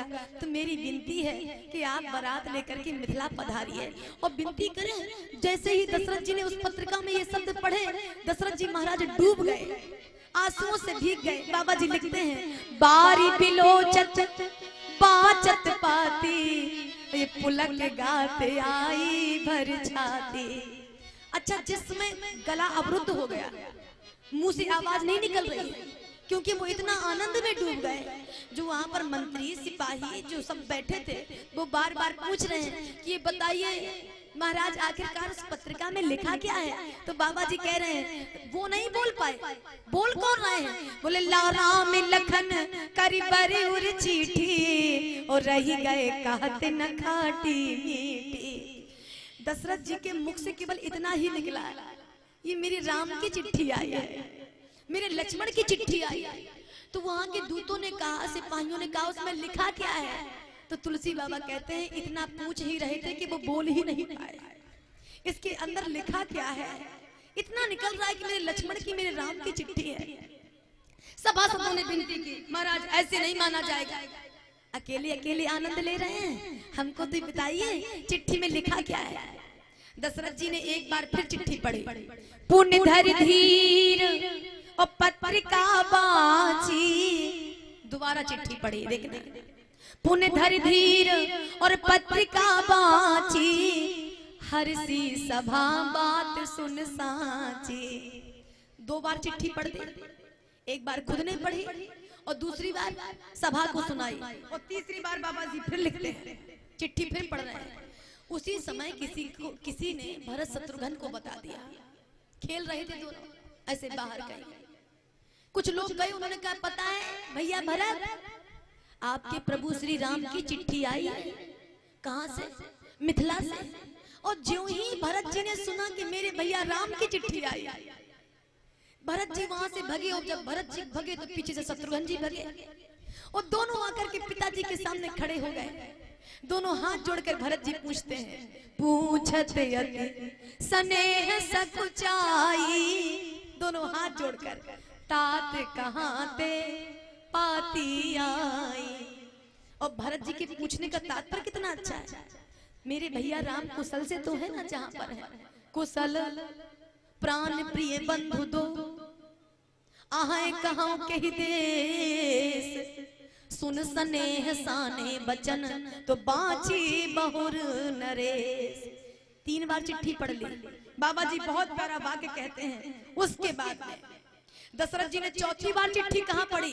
जब वही चिट्ठी लेकर के महलों के अंदर गए, कौशल्या माता ने, सुमित्रा माता ने, कैकेयी माता ने कहा, महाराज मैंने सुना है मिथिला से दूत आए हैं। हाँ, राम जी का समाचार लेकर आए हैं। हाँ, चिट्ठी लाए हैं। हाँ, तो वो चिट्ठी है कहाँ? दशरथ जी ने फिर से चिट्ठी को निकाला और तीनों रानियों के सामने फिर से पढ़ी। 4 बार चिट्ठी को पढ़ लिया। मैं विनती करूं, इसमें एक मैसेज आता है। मैसेज क्या? जिसे राम की चिट्ठी से इतना प्यार है उसे राम से कितना प्यार ना होगा, जिसे चिट्ठी से इतनी मोहब्बत है। बार बार चिट्ठी, बार बार चिट्ठी, बार बार चिट्ठी। और एक बात मैं आप लोगों से बोलूं, जब से ये बेईमान ये मोबाइल हो गए तब से चिट्ठियों के तो माने महत्व ही चले गए। अच्छा सोचिए, जब हम लोग छोटे छोटे थे और मामा की चिट्ठी आए, जब है ना, मामा की चिट्ठी आए, 2-4-6 महीने में चिट्ठी आती थी और हम लोग खेलते होते थे तो बिल्कुल भरत जैसी गति होती थी। मने कोई कह दे पता है तेरे मामा की चिट्ठी आई है, मामा की, और वहां से भागे हम लोग, क्या लिखा है चिट्ठी में। और उसी चिट्ठी को 2-2, 4-4 बार पढ़ते थे। उस लिखावट से कितना प्रेम था। वो आज मोबाइल में इसने सारे रिश्तों को खा लिया, नातों को खा लिया। काहे की चिट्ठी, काहे का क्या, है ना, वो प्रेम, वो मोहब्बत, ये सब का सब नाश कर दिया इस मोबाइल में। अब तो शादी विवाह भी मोबाइल से फोन करके बता दिए जाते हैं, हमारा एक ही बेटा है, टाइम है नहीं है, हम आपको यहीं से फोन किए दे रहे हैं, अब बताओ 100 बार गर्ज हो तो पहुंचो, नहीं तो बैठो। और पहले ऐसा होता था क्या? अभी हम लोग जब बचपन में रहे हैं, समझिए बचपन में जब ये दशा थी, तो आज के बच्चे क्या जानेंगे चिट्ठी और ये खत ये सब होता क्या है। एक गीत गाऊं क्या? बैठे रहना लेकिन नाचना नहीं, ठीक? चिट्ठी न कोई संदेश, जाने वो कौन सा देश, जहां तुम चले गए। वो समय है चला गया है। मेरे दिल को लगा के ठे, जाने वो कौन सा देश, जहां तुम चले गए, जहां तुम चले गए। एक आह भरी होगी हमने न सुनी होगी, जहां तुम चले गए। क्या जमाना था, क्या समय था। और धीरे धीरे हमें लगता है अपनी उम्र में जितना हम लोग खेल लिए हैं, आज की जनरेशन तो मोबाइल में मस्त है, कहाँ खेल पाती है। वो केवल मोबाइल में ही मस्त है। इसके लिए ये आवश्यकता की चीज हमारे घर का प्रदूषण बन गई है आज, है ना, प्रदूषण बन गई है। मैं विनती करूं, आज उन दूतों ने पूरी की पूरी घटना बता दी महाराज। पूरे समाज के सामने देखते देखते आपके दोनों बेटों ने जो पराक्रम दिखाया है, ऐसा लगता है कि साक्षात सिंह के बेटे हैं। सुनो मुकुट, सुनो महीपत, मुकुटमणि तुम समधन्य न कोय। क्यों मेरी तारीफ क्यों कर रहे हो? इसलिए कि राम लखन जिनके तनय विश्व विभूषण दो। जिसके राम लक्ष्मण के जैसे दोनों बेटे हों, तो उसके पिता को तो मैं दंडवत करता हूँ। दशरथ जी, आपके समान कोई पुण्यवान नहीं है, आपके समान कोई धनवान नहीं है। जिसके राम लक्ष्मण के समान बेटे हों। और एक मैसेज दूं मैं आपको, एक घड़ी धन ना हो, ठीक है, वैभव ना हो, मकान भी ना हो, लेकिन अगर मेरा बेटा बहुत अच्छा है, मेरी बेटी बहुत अच्छी है, तो जान लीजिए कि सबसे बड़ा धन पा लिए आप। यह है दुनिया का सबसे बड़ा धन। और वो भी बाप के दम पे बेटा ना जाना जाए। बाप ने ऐश्वर्य कमा लिया है और अगर बेटे का नाम पीछे पीछे चल रहा है, ये किसका? इसका बाप जा रहा है, बेटा भी जा रहा है और बाप भी, ये इसका बाप जा रहा है। कोई बड़ी बात नहीं है। नाम तो वो होना चाहिए, रुतबा तो वो होना चाहिए कि यदि हम बाप के साथ अपने चल रहे हैं तो लोग कह दे, पता है ये जो लड़का जा रहा है ये इसका बाप है, ये इसका बेटा है। बेटे के नाम से जिस दिन बाप जाने लगे, जान लेना कि आज बाप की उन्नति हुई है। बेटे के नाम से बाप जाने लगे, अभी तो हम बाप के नाम से जाने जा रहे हैं, तो जान लो कोई उन्नति नहीं है। ये उन्नति अपने आप कमाओ, ताकि हमारे नाम से हमारे पिता का नाम चले। पिता के नाम से तुम चल रहे हो, इसका मतलब है कि अभी तक आपने नाम नहीं कमा पाया। ये नाम नहीं है, ये नाम नहीं है। और मुझे लगता है ये अनमोल भैया बैठे हैं, इनके घर होकर के आए हैं। बड़ा नाम है आपका, हकीकत में बड़ा नाम है, बड़ा नाम है। 2 दिन रह करके देखे हैं कि आपके पिता से भी मिले, आपसे मिले। बहुत बढ़िया कमाई की है आपने। ने कमाई कर ले बंदे, कर्म न करना काला।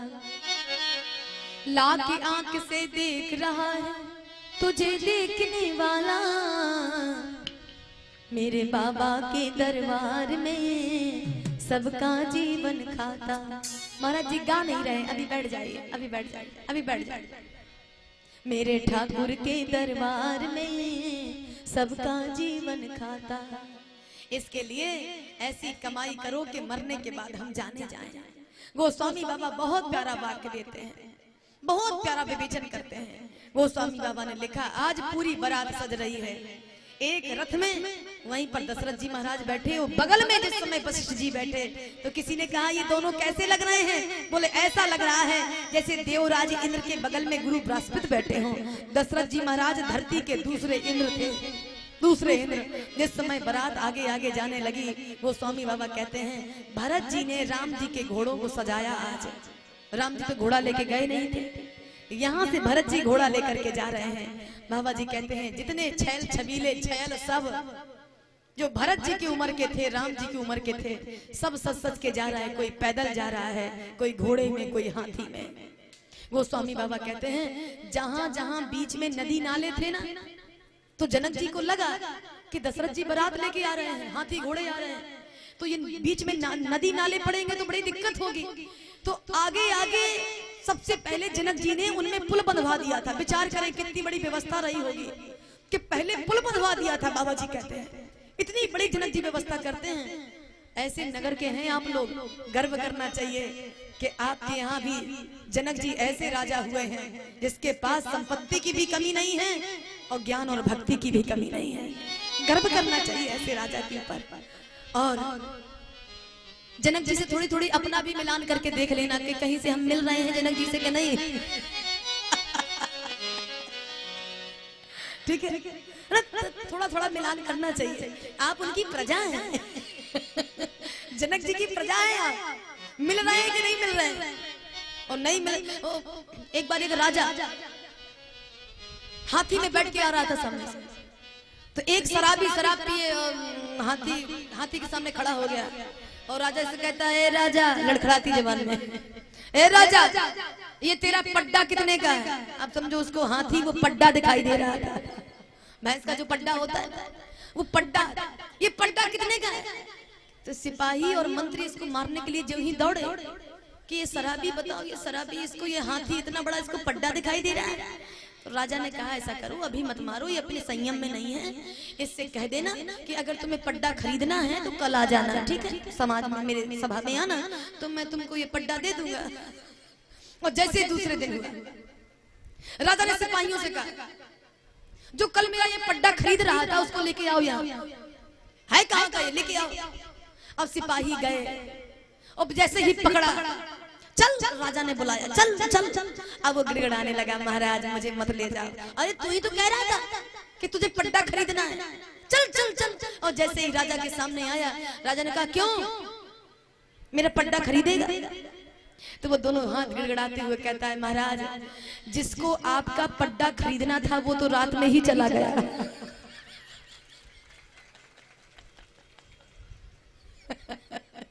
अब तो आपके सामने केवल फकीर खड़ा है, पड्डा वाला गया, पड्डा वाला गया। इतनी सी पी लेंगे, इतनी सी, तो पता है क्या बोलेंगे? बिल्कुल एकदम ऐसे होंगे, ऐसे लात मारो तो टूट जाए, लेकिन वो कहेंगे मैं तुझको देख लूंगा, देख लूंगा। अब सोचो जरा, लात मारो तो टूट जाए और कहेंगे देख लूंगा, है ना? वो बोल रहे हैं कि शराब बोल रही है। बोल कौन रहा है? शराब बोल रही है, शराब बोल रही है। और वैसे मुझे यहाँ ये बात कहनी नहीं चाहिए, क्योंकि ऐसे पत्थर फेंका जाए ना तो उन्हीं के ऊपर गिरेगा अधिकांश। ये बात मुझे कहनी नहीं चाहिए, मुझे यहाँ भय मानना चाहिए। कोई बंदूक बंदूक तो नहीं रखे हो? हाँ, अपने माँ की इकलौती बेटी चली जाए, राम नाम सत्य है, सत्य बोले मुक्त है। ऐसी शराब को क्या पीना जो आज चढ़े और कल उतरे, आज ऐसी शराब को पीना है जो चढ़ जाए तो ना उतरे। उस शराब का नाम क्या है? मुख से कह ले सीताराम, श्री राम जय राम जय जय राम, श्री राम जय राम जय जय राम, श्री राम जय राम जय जय राम। एक लोगों ने कहा था दीदी आप भी पीती हैं? मैंने कहा हाँ। तुझे कैसे पता चला? अरे बोले जब मंच में बैठती हैं तो बड़ा झूमती हैं आप, बड़ा आनंद लेती हैं, और शराबी भी पीता है तो वो भी झूमता है, आप भी झूमती हैं। तो मैंने कहा मैं बिल्कुल पीती हूँ, लेकिन तेरे शराब में और मेरे शराब में अंतर है। तू सुबह पीता है तो शाम को उतरती है, शाम को पीता है तो सुबह उतरती है, और मेरी शराब ऐसी है कि उस जन्म में पी थी तो इस जन्म में भी अभी भी नशा है, और इस जन्म में भी पीऊंगी तो अगले जन्म में फिर नशा रहेगा, उतरेगा ही नहीं, उतरेगा ही नहीं। तेरी शराब ये कोई शराब है? अभी पिया तो शाम को फिर क्वार्टर लगाया, और शाम को पिया तो सुबह फिर क्वार्टर, और मेरी शराब कंटिन्यू चलती ही रहती है। कौशल्या के वो प्यारे राम, दशरथ राज दुलारे राम, कौशल्या के प्यारे राम, दशरथ राज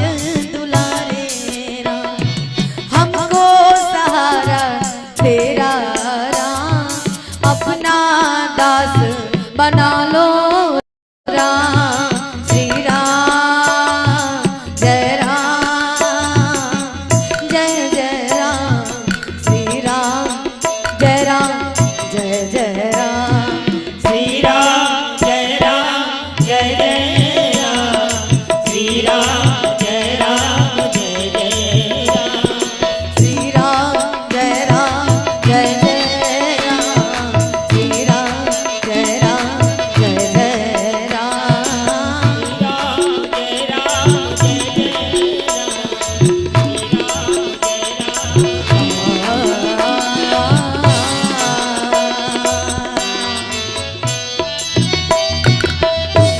जिस समय बारात मिथिला पर पहुंची वैसे वैसे बताएं, बारात में विवाह में गीत बहुत गाए जाते हैं।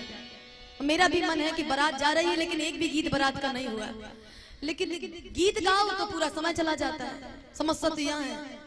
अब सोचिए 19:33 हो गया, अब पूरा टाइम होने वाला है पूरा टाइम होने जा रहा है।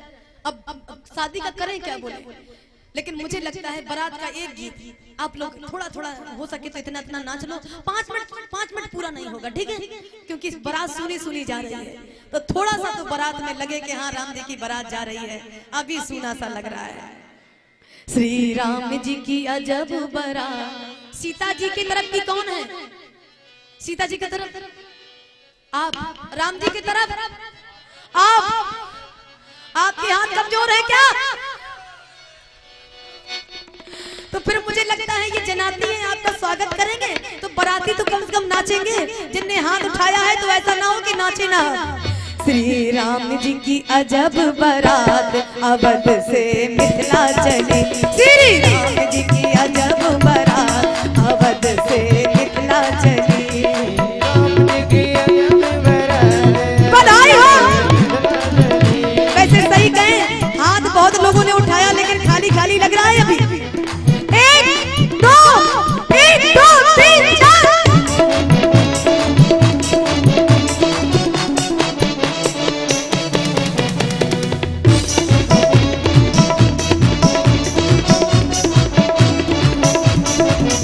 श्री राम जी की अजब बारात अवध से मिथिला चली। राम जी की अजब बारात अवध से मिथिला चली। मेरे राम जी की अजब बारात अवध से मिथिला चली। श्री राम जी की अजब बारात अवध से मिथिला चली। किसी ने कहा मिथिला जा तो रहे हो, लेकिन आशा क्या है? तो अयोध्या वासी बोल पड़े, मिथिला में बहु व्यंजन मिलेंगे।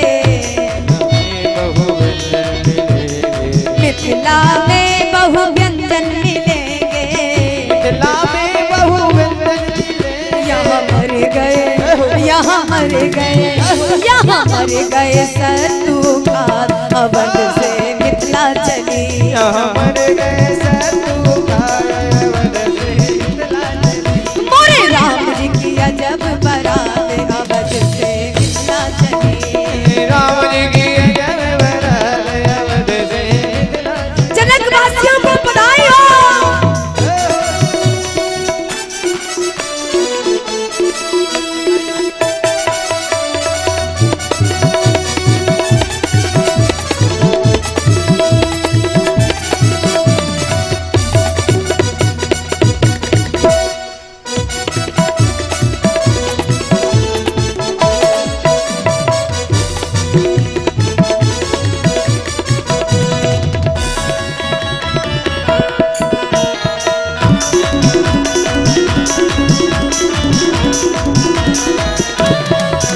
अच्छा देखना, ये दुनिया की पहली ऐसी बारात थी। जब बारात जाती है तो दूल्हा साथ में जाता है, लेकिन ये दुनिया की पहली ऐसी बारात है जिसमें दूल्हा पहले से ही ससुराल में बैठा है, बिना दूल्हे की बारात जा रही है। लिखते हैं राजेश्वरानंद जी महाराज, यह बारात सब भांति अनूपा। सब भांति अनूपा। यह बारात सब भांति अनूपा। यह बारात सब भांति अनूपा। किंतु न दूल्हा साथ अदब से मिथिला चली। हो किंतु न दूल्हा साथ अवध से मिथिला चली। मेरे राम जी की अजब बारात अवध से मिथिला चली।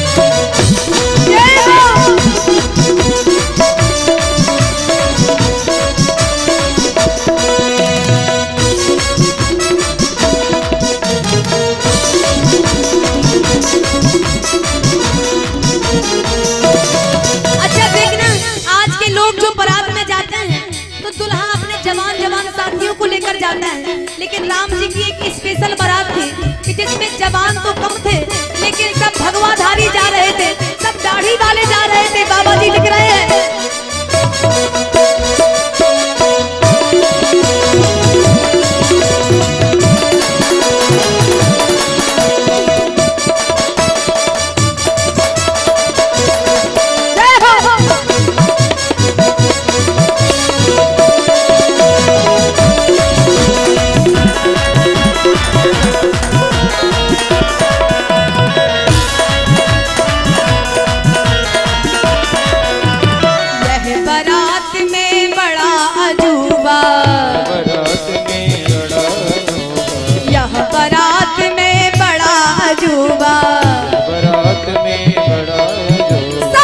भगवाधारी जाते अवध से मिथिला चले, सब भगवाधारी जाते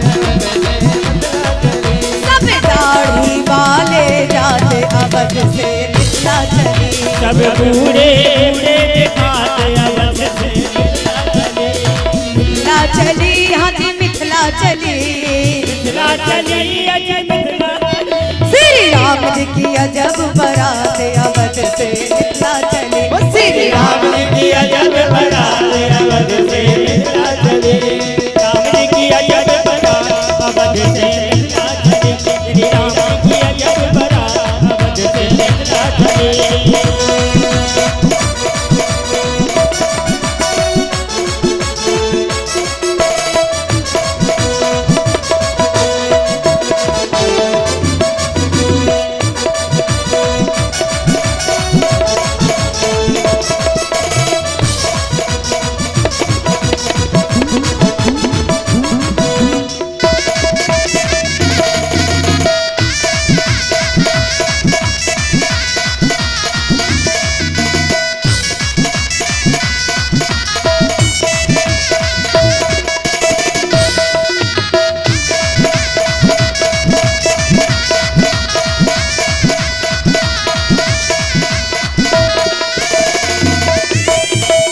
बोलिए अवध बिहारी सरकार की। अब लग रहा है ना कि बारात पूरी हुई। नहीं सुनिए तो भैया, टाइम नहीं है, देखो होगा लास्ट में, बिल्कुल लास्ट में, अभी नहीं, अभी बिल्कुल नो एंट्री। नो एंट्री माने नो एंट्री, अभी कोई गीत नहीं, लास्ट में लास्ट में है ना। अब यहाँ नाच लिया है, फिर आप लोग नाचना है, और आप लोग नहीं नाचेंगे तो एक को गीत नहीं गाएंगे, मेरी नाक कटा देते हैं।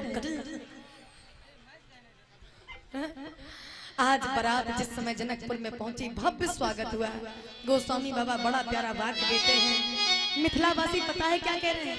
मिथिलावासियों ने जब राम जी को देखा, वो अयोध्या वासियों को देखा, और अयोध्या वासियों ने जब जनकपुर वासियों को देखा, तो आपस में एक चीज की होड़ लग गई। होड़ क्या? जनकपुर वासी कह रहे थे हम धन्य हैं, ठीक है, और अयोध्या वासी कह रहे थे हम धन्य हैं। तो बोले आप कैसे धन्य हैं? बोले इसलिए दशरथ जी इसलिए धन्य हैं कि उनके राम के जैसा बेटा पैदा हुआ है, और जनक जी इसलिए धन्य है कि उनके सीता जी के जैसी बेटी हुई है, लेकिन हम इसलिए धन्य हैं कि हमने श्री सीता जी को, राम जी को, दोनों को एक साथ देख लिया, इसलिए हम सब श्रुकत और जनकपुर वासी श्रुकत के राशि भय जग जनमा जनकपुर वासी। हमारा जीवन तो धन्य हो गया क्योंकि हमारा जन्म जनकपुर में हुआ है। जिन जान की और श्री राम छवि देखी तो को श्रुकती हम सरसाप से की। जिनने श्री सीता राम जी को एक साथ देखा हो, हमारे साथ पुण्यवान हमारे जैसा कौन होगा। दशरथ जी महाराज आज जिस समय विश्वामित्र जी महाराज से मिले, जब उनको प्रणाम किया दशरथ जी ने, और जब राम को गले लगाया, तो गोस्वामी बाबा बहुत अच्छा वाक्य देते हैं, मृतक शरीर प्राण जन भेंटे। दशरथ जी ने राम जी को गले लगाया तो ऐसा लगा कि जैसे दशरथ जी के प्राण वापस लौट आए हैं। क्या उपमा देते हैं, क्या उपमा बाबा जी। और वास्तव में राम दशरथ जी के प्राण ही हैं। जब जब ये प्राण रूपी राम अलग होते हैं तब तब दशरथ जी का मन उलझन में पड़ जाता है, मैं बचूंगा कि नहीं बचूंगा, मैं बचूंगा कि नहीं बचूंगा। तब तब उनको श्रवण कुमार की याद आने लगती है। बाबा जी बहुत प्यारा विवेचन देते हैं, भाव देते हैं।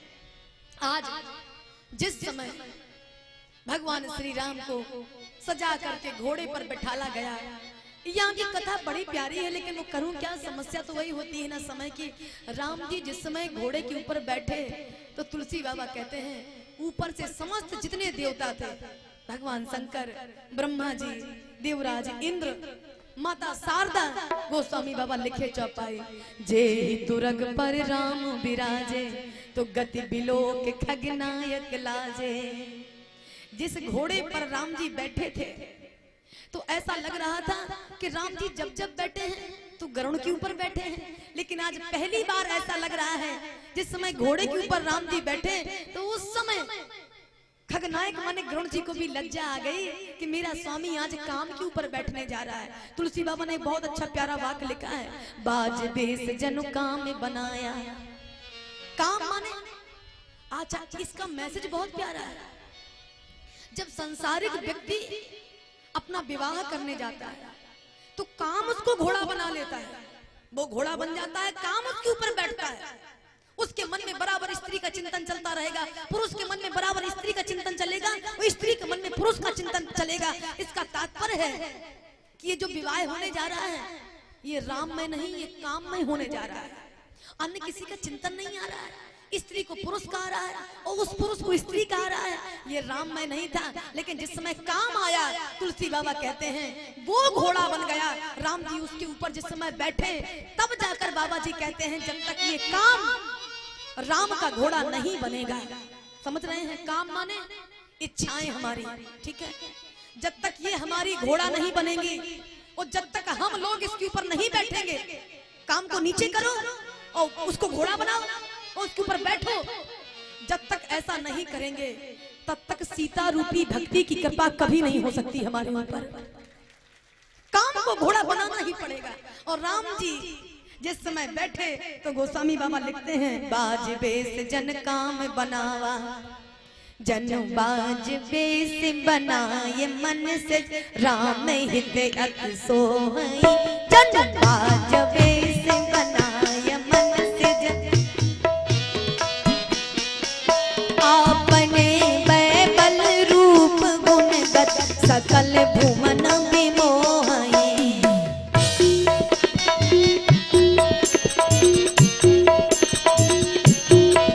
जगमगत जीन जराव ज्योति सुमोति मुक्ता मन लगे।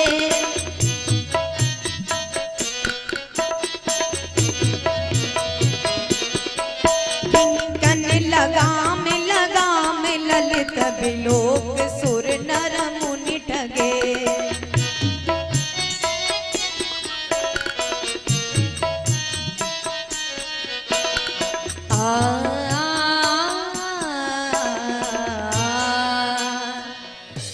राम जी जब घोड़े पर बैठे तो ऊपर से देवता कह रहे थे देखो देखो देखो काम का पैर कितना अच्छा लग रहा है, काम ने जो अपने मुंह में लगाम लगा रखी है वो कितनी अच्छी है, काम के पीठ में जो गमछा बिछा है वो कितना अच्छा है, काम ने जो अपने मुंह पर ये मोतियों से लगी माला लगा रखी है कितना अच्छा लग रहा है। लोगों से पूछा गया कोई राम को क्यों नहीं देख रहा है, सब काम को देखे जा रहे हैं। जय बरबाज राम असवारा ते शारदा न बरने पारा, माता शारदा भी काम को देख रही है। इसका तात्पर्य क्या है, काम को तो कभी नहीं देखा जाता, वो भी जहाँ पर राम हो वहाँ काम को देखने का तात्पर्य क्या है। तुलसी बाबा कहते हैं जब तक ये काम राम का विरोधी होता है तब तक ऐसे काम को नहीं देखना चाहिए, लेकिन जब काम राम का घोड़ा बन जाए तो वो काम भी पूजनीय हो जाता है, उसका भी दर्शन करना बड़ा पुण्य का भागी होता है। जो व्यक्ति एक बात कहे, जो जिसका धर्म की तरह विवाह होता है, जो स्त्री जो पुरुष एक दूसरे के लिए ही बने हैं, ऐसे काम को भी राम सलाम करते हैं, वंदन करते हैं। जो आज इसको कल उसको परसों उसको ऐसा काम देखने योग्य नहीं होता, ध्यान देना, ये काम देखने योग्य नहीं है। लेकिन राम की भक्ति के साथ में जो काम चलता है वो काम कभी गिरता नहीं है। गोस्वामी बाबा कहते हैं राम घोड़े पर बैठे, और इसमें लिखा है प्रभु मन से लय लीन मन। काम जब घोड़े के रूप में चल रहा है तो राम राम राम राम राम राम कहते कहते आगे को चल रहा है। अच्छा, शंकर जी भी देख रहे थे राम जिस घोड़े पर बैठे थे। शंकर जी, मैया पार्वती ने कहा प्रभु आप मत देखो। क्यों? बोले इसलिए कि काम का और आपका बड़ा भारी विरोधाभास चलता है। जब जब आप काम को देखते हैं काम जल करके नष्ट हो जाता है, इसलिए आप मत देखिए। चर्चा क्या हो रही है, इतने शोर क्यों हो रहा है ना? थोड़ी देर शांत हो जाइए, बस 15-20 मिनट की बात है, बस हो गया काम। वैसे तो पूरा का पूरा समय आज हुआ जा रहा है, चिंता ना करिए। बोलिए श्री हनुमान जी महाराज की। शंकर जी से कहा प्रभु आप काम को मत देखो। क्यों? आपके आंख से आग बरसती है। भगवान शंकर ने पार्वती से कहा पार्वती ये घोड़ा इस समय राम जी के चरणों को अपने मन में बसा करके आगे आगे चल रहा है, इसलिए मेरी आंख से केवल आग नहीं, इस समय ऐसे घोड़े के लिए अनुराग बरस रहा है। लगता है इसका मैं पूजन कर लूं, बंदन कर लूं। बाबा जी कहते हैं आगे आगे राम जी, पीछे पीछे भरत शत्रुघ्न लक्ष्मण पीछे पीछे जा रहे हैं। दशरथ जी महाराज उनके भी आगे जा रहे हैं। वशिष्ठ जी महाराज उनके भी आगे जा रहे हैं। जनवासे में टीका होता है ना, जनवासे की ओर चल रहे हैं। हरे बांस मंडप छाए सिया जू का राम ब्याहन आए। ये हमारे यहाँ की बहुत अच्छी गारी है। हरे बांस मंडप छाए सिया जू का राम ब्याहन आए।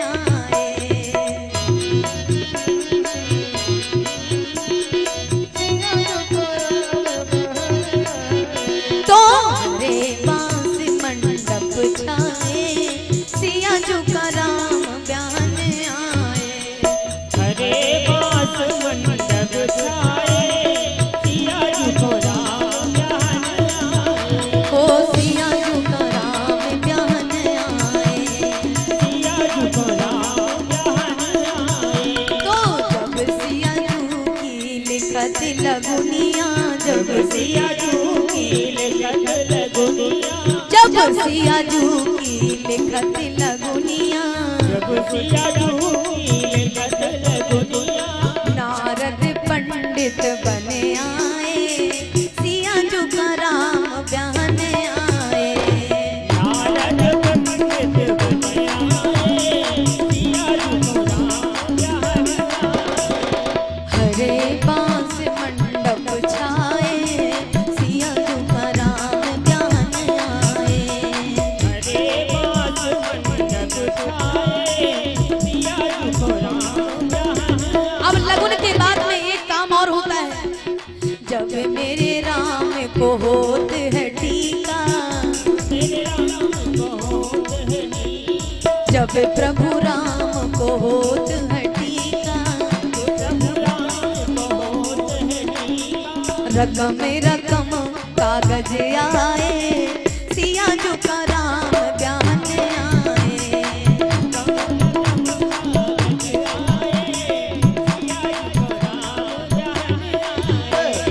हरे बांस मंडप छाए सिया जू का राम ब्याहन आए। तो ऐरावत हाथी आए सिया जू का राम ब्याहन आए। हरे बांस मंडप छाए सिया जू को राम ब्याहन आए। मैया सिया जू का राम ब्याहन आए। सिया जू को राम ब्याहन आए। ब्याहन आए।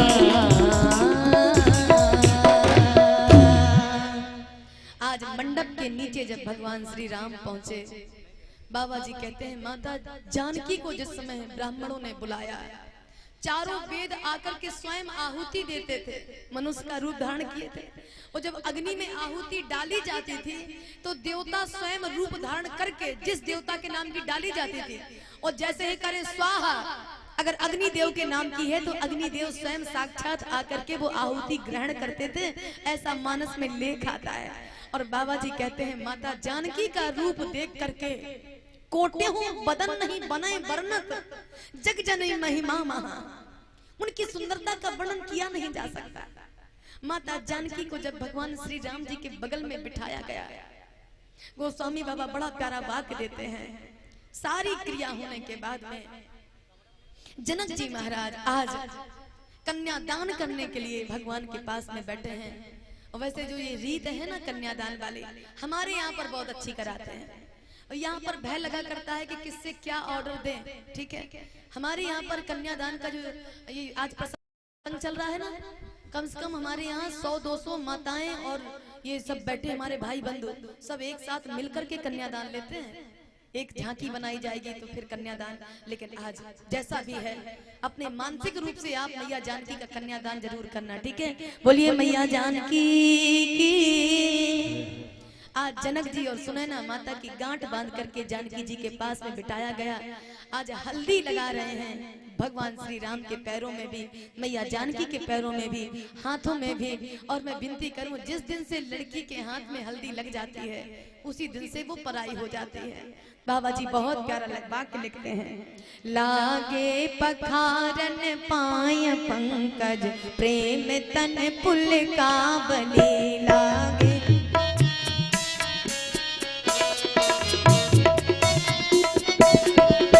नभ नगर गानन सान जय धुन उमग जन चौदिस चले। जय हो जय पद सरोज मनोज हरिउर सर सदैव विराजहि। जय पद सर सदैव विराजहि। जय सुकत सुमरत विमलता मन सकल कलिमल भाजहि।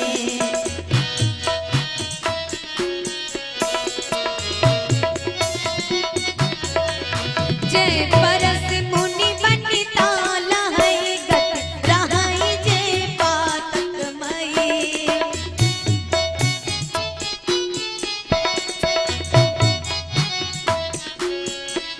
मकरंद जिनको शंभु सिर सुचिता अवधपुर वरनये।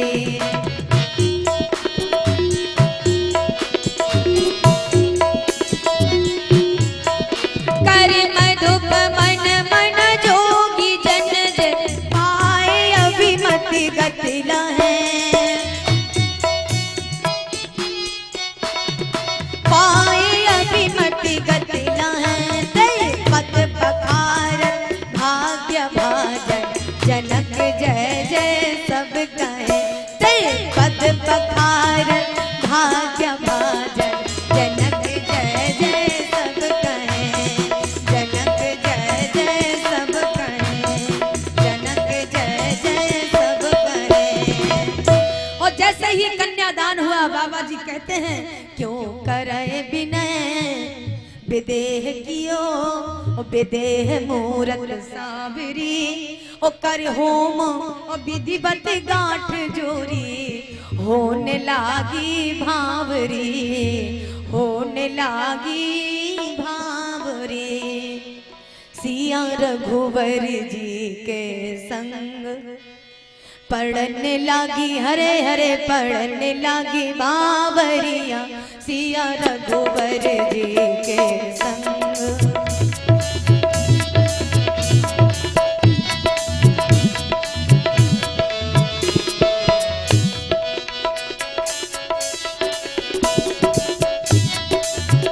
छायो छायो खुशी को रंग।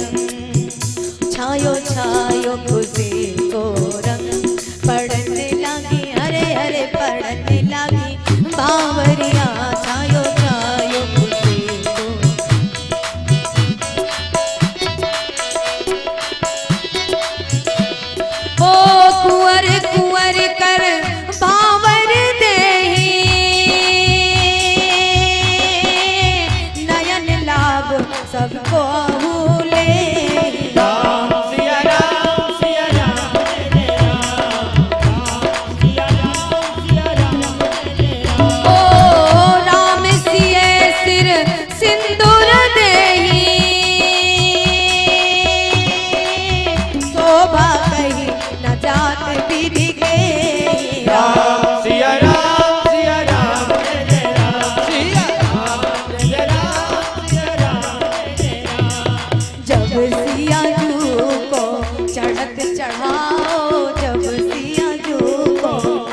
चढ़त चढ़ाओ, हो जब सिया जू को चढ़त चढ़ाओ, जब सिया जू को चढ़त चढ़ाओ, मुक्ता मणि कहने आए, सिया जू का राम ब्याहने आए, तो मुक्ता मणि कहने आए, सिया जू का राम। हरे बास मन जग जाए, सिया जू को राम ब्याहन आए, मैया सिया जू का राम ब्याहन आए, सिया जू का राम ब्याहन आए, सिया जू का राम ब्याहन आए। सिया जू को राम ब्याहन आए। और जब विवाह संपन्न होने की कगार में था तब तक वशिष्ठ जी का दिमाग भरत जी के ऊपर और उसके बाद लक्ष्मण जी के ऊपर और शत्रुघ्न जी के ऊपर गया।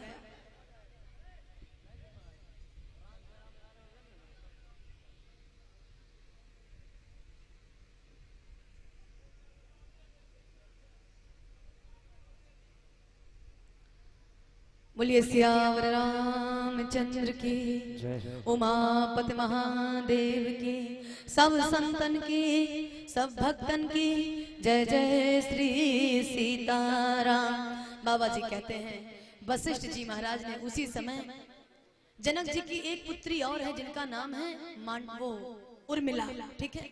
उर्मिला जनक जी की खास बेटी है। दो बेटी इनकी हैं जनक जी की और दो बेटी इनके भाई कुशध्वज नाम है, कुशध्वज जनक जी के भाई का नाम कुशध्वज है, उनकी बेटी है। तो वशिष्ठ जी ने कहा भाई देर विलंब किस बात की, चार बेटी आपकी और चार बेटी इनके, धर्म अर्थ काम मोक्ष इनके बेटे हैं और धर्म अर्थ काम मोक्ष का जो फल होता है क्रिया होती है, तो क्रिया रूपी आपकी बेटी है, तो चारों का विवाह एक ही मंडप में हो तो कितना अच्छा रहेगा। तो बाबा जी बड़ा प्यारा विवेचन करते हैं। उसी समय बैठे बरासन राम जानकी और मुदित मन दशरथ भये, तन पुलक पुन पुन और देखे अपने फल नए। उसी समय तब जनक पाई वशिष्ठ आयस, ब्याह काज समार के मांडवी सुत कीरत सिलोचन और कुंवर लई हकार के। बाबा जी कहते हैं बहुत प्यारा बात, जानकी लघु भगनी सकल सुंदर शिरोमणि जानके, जानकी लघु भगनी सकल सुंदर शिरोमणि जानके, सो तनय दीनी ब्याह भलक नहीं सकल विधि सम्मान के। आज चारों भाइयों का विवाह एक ही मंडप में संपन्न हुआ। जस विवाह के विधि श्रुति गाई, महामुनि सो सब करवाई। लेकिन अब रही विदाई, ठीक है। तो मुझे लगता है विदाई आज नहीं कहेंगे, इसलिए नहीं कहेंगे कि क्योंकि राम जी की बारात 6 महीने रुकी थी, तो आज रात तो रुका ही दे, ठीक है, आज रात रुका देते हैं। कल विदाई के साथ में भरत चरित होगा, जानकी जी की विदाई भी होगी, अयोध्या कांड में प्रवेश भी होगा और एक दिन शेष रह जाएगा। तो देखते हैं केवट संवाद में तक पहुंच पाते हैं नहीं पहुंच पाते, वो राम जानते हैं, ठीक है। तो मुझे लगता है जितनी जनसंख्या में आप लोग आए हैं, बहुत अच्छी भीड़ है और बहुत अच्छी श्रद्धा से आप लोग बैठे हैं। मैं एक ही विनती करूंगी, कथा के 2 दिन बचे हैं, तो आप पूरी जनसंख्या से सब लोग आइए, क्योंकि जो समय मिला है ना ये बार बार नहीं मिला करता। और एक बात कहा करती हूँ कथा में कि जिस समय हम लोग यहाँ पे बैठे हैं कथा सुनने के लिए, बाबूजी इसी समय पे कितने लोग हैं जो हॉस्पिटल पे पड़े पड़े कराह रहे हैं, हा देव हा देव हा देव, है ना। तो हम लोगों को भगवान ने बहुत अच्छा समय दिया है, क्योंकि हम लोग यहाँ बैठ के भगवान का भजन तो कर पा रहे हैं, है ना। इसी के साथ में आज हम सभी लोग वाणी को विराम करते समय एक गीत गा लेते हैं और उसके बाद कल की कथा में आप सभी लोग पधारें। और एक गिनती और मेरी आप सभी लोग सुने, महाराज जी का सभी लोग सहयोग कीजिए, है ना।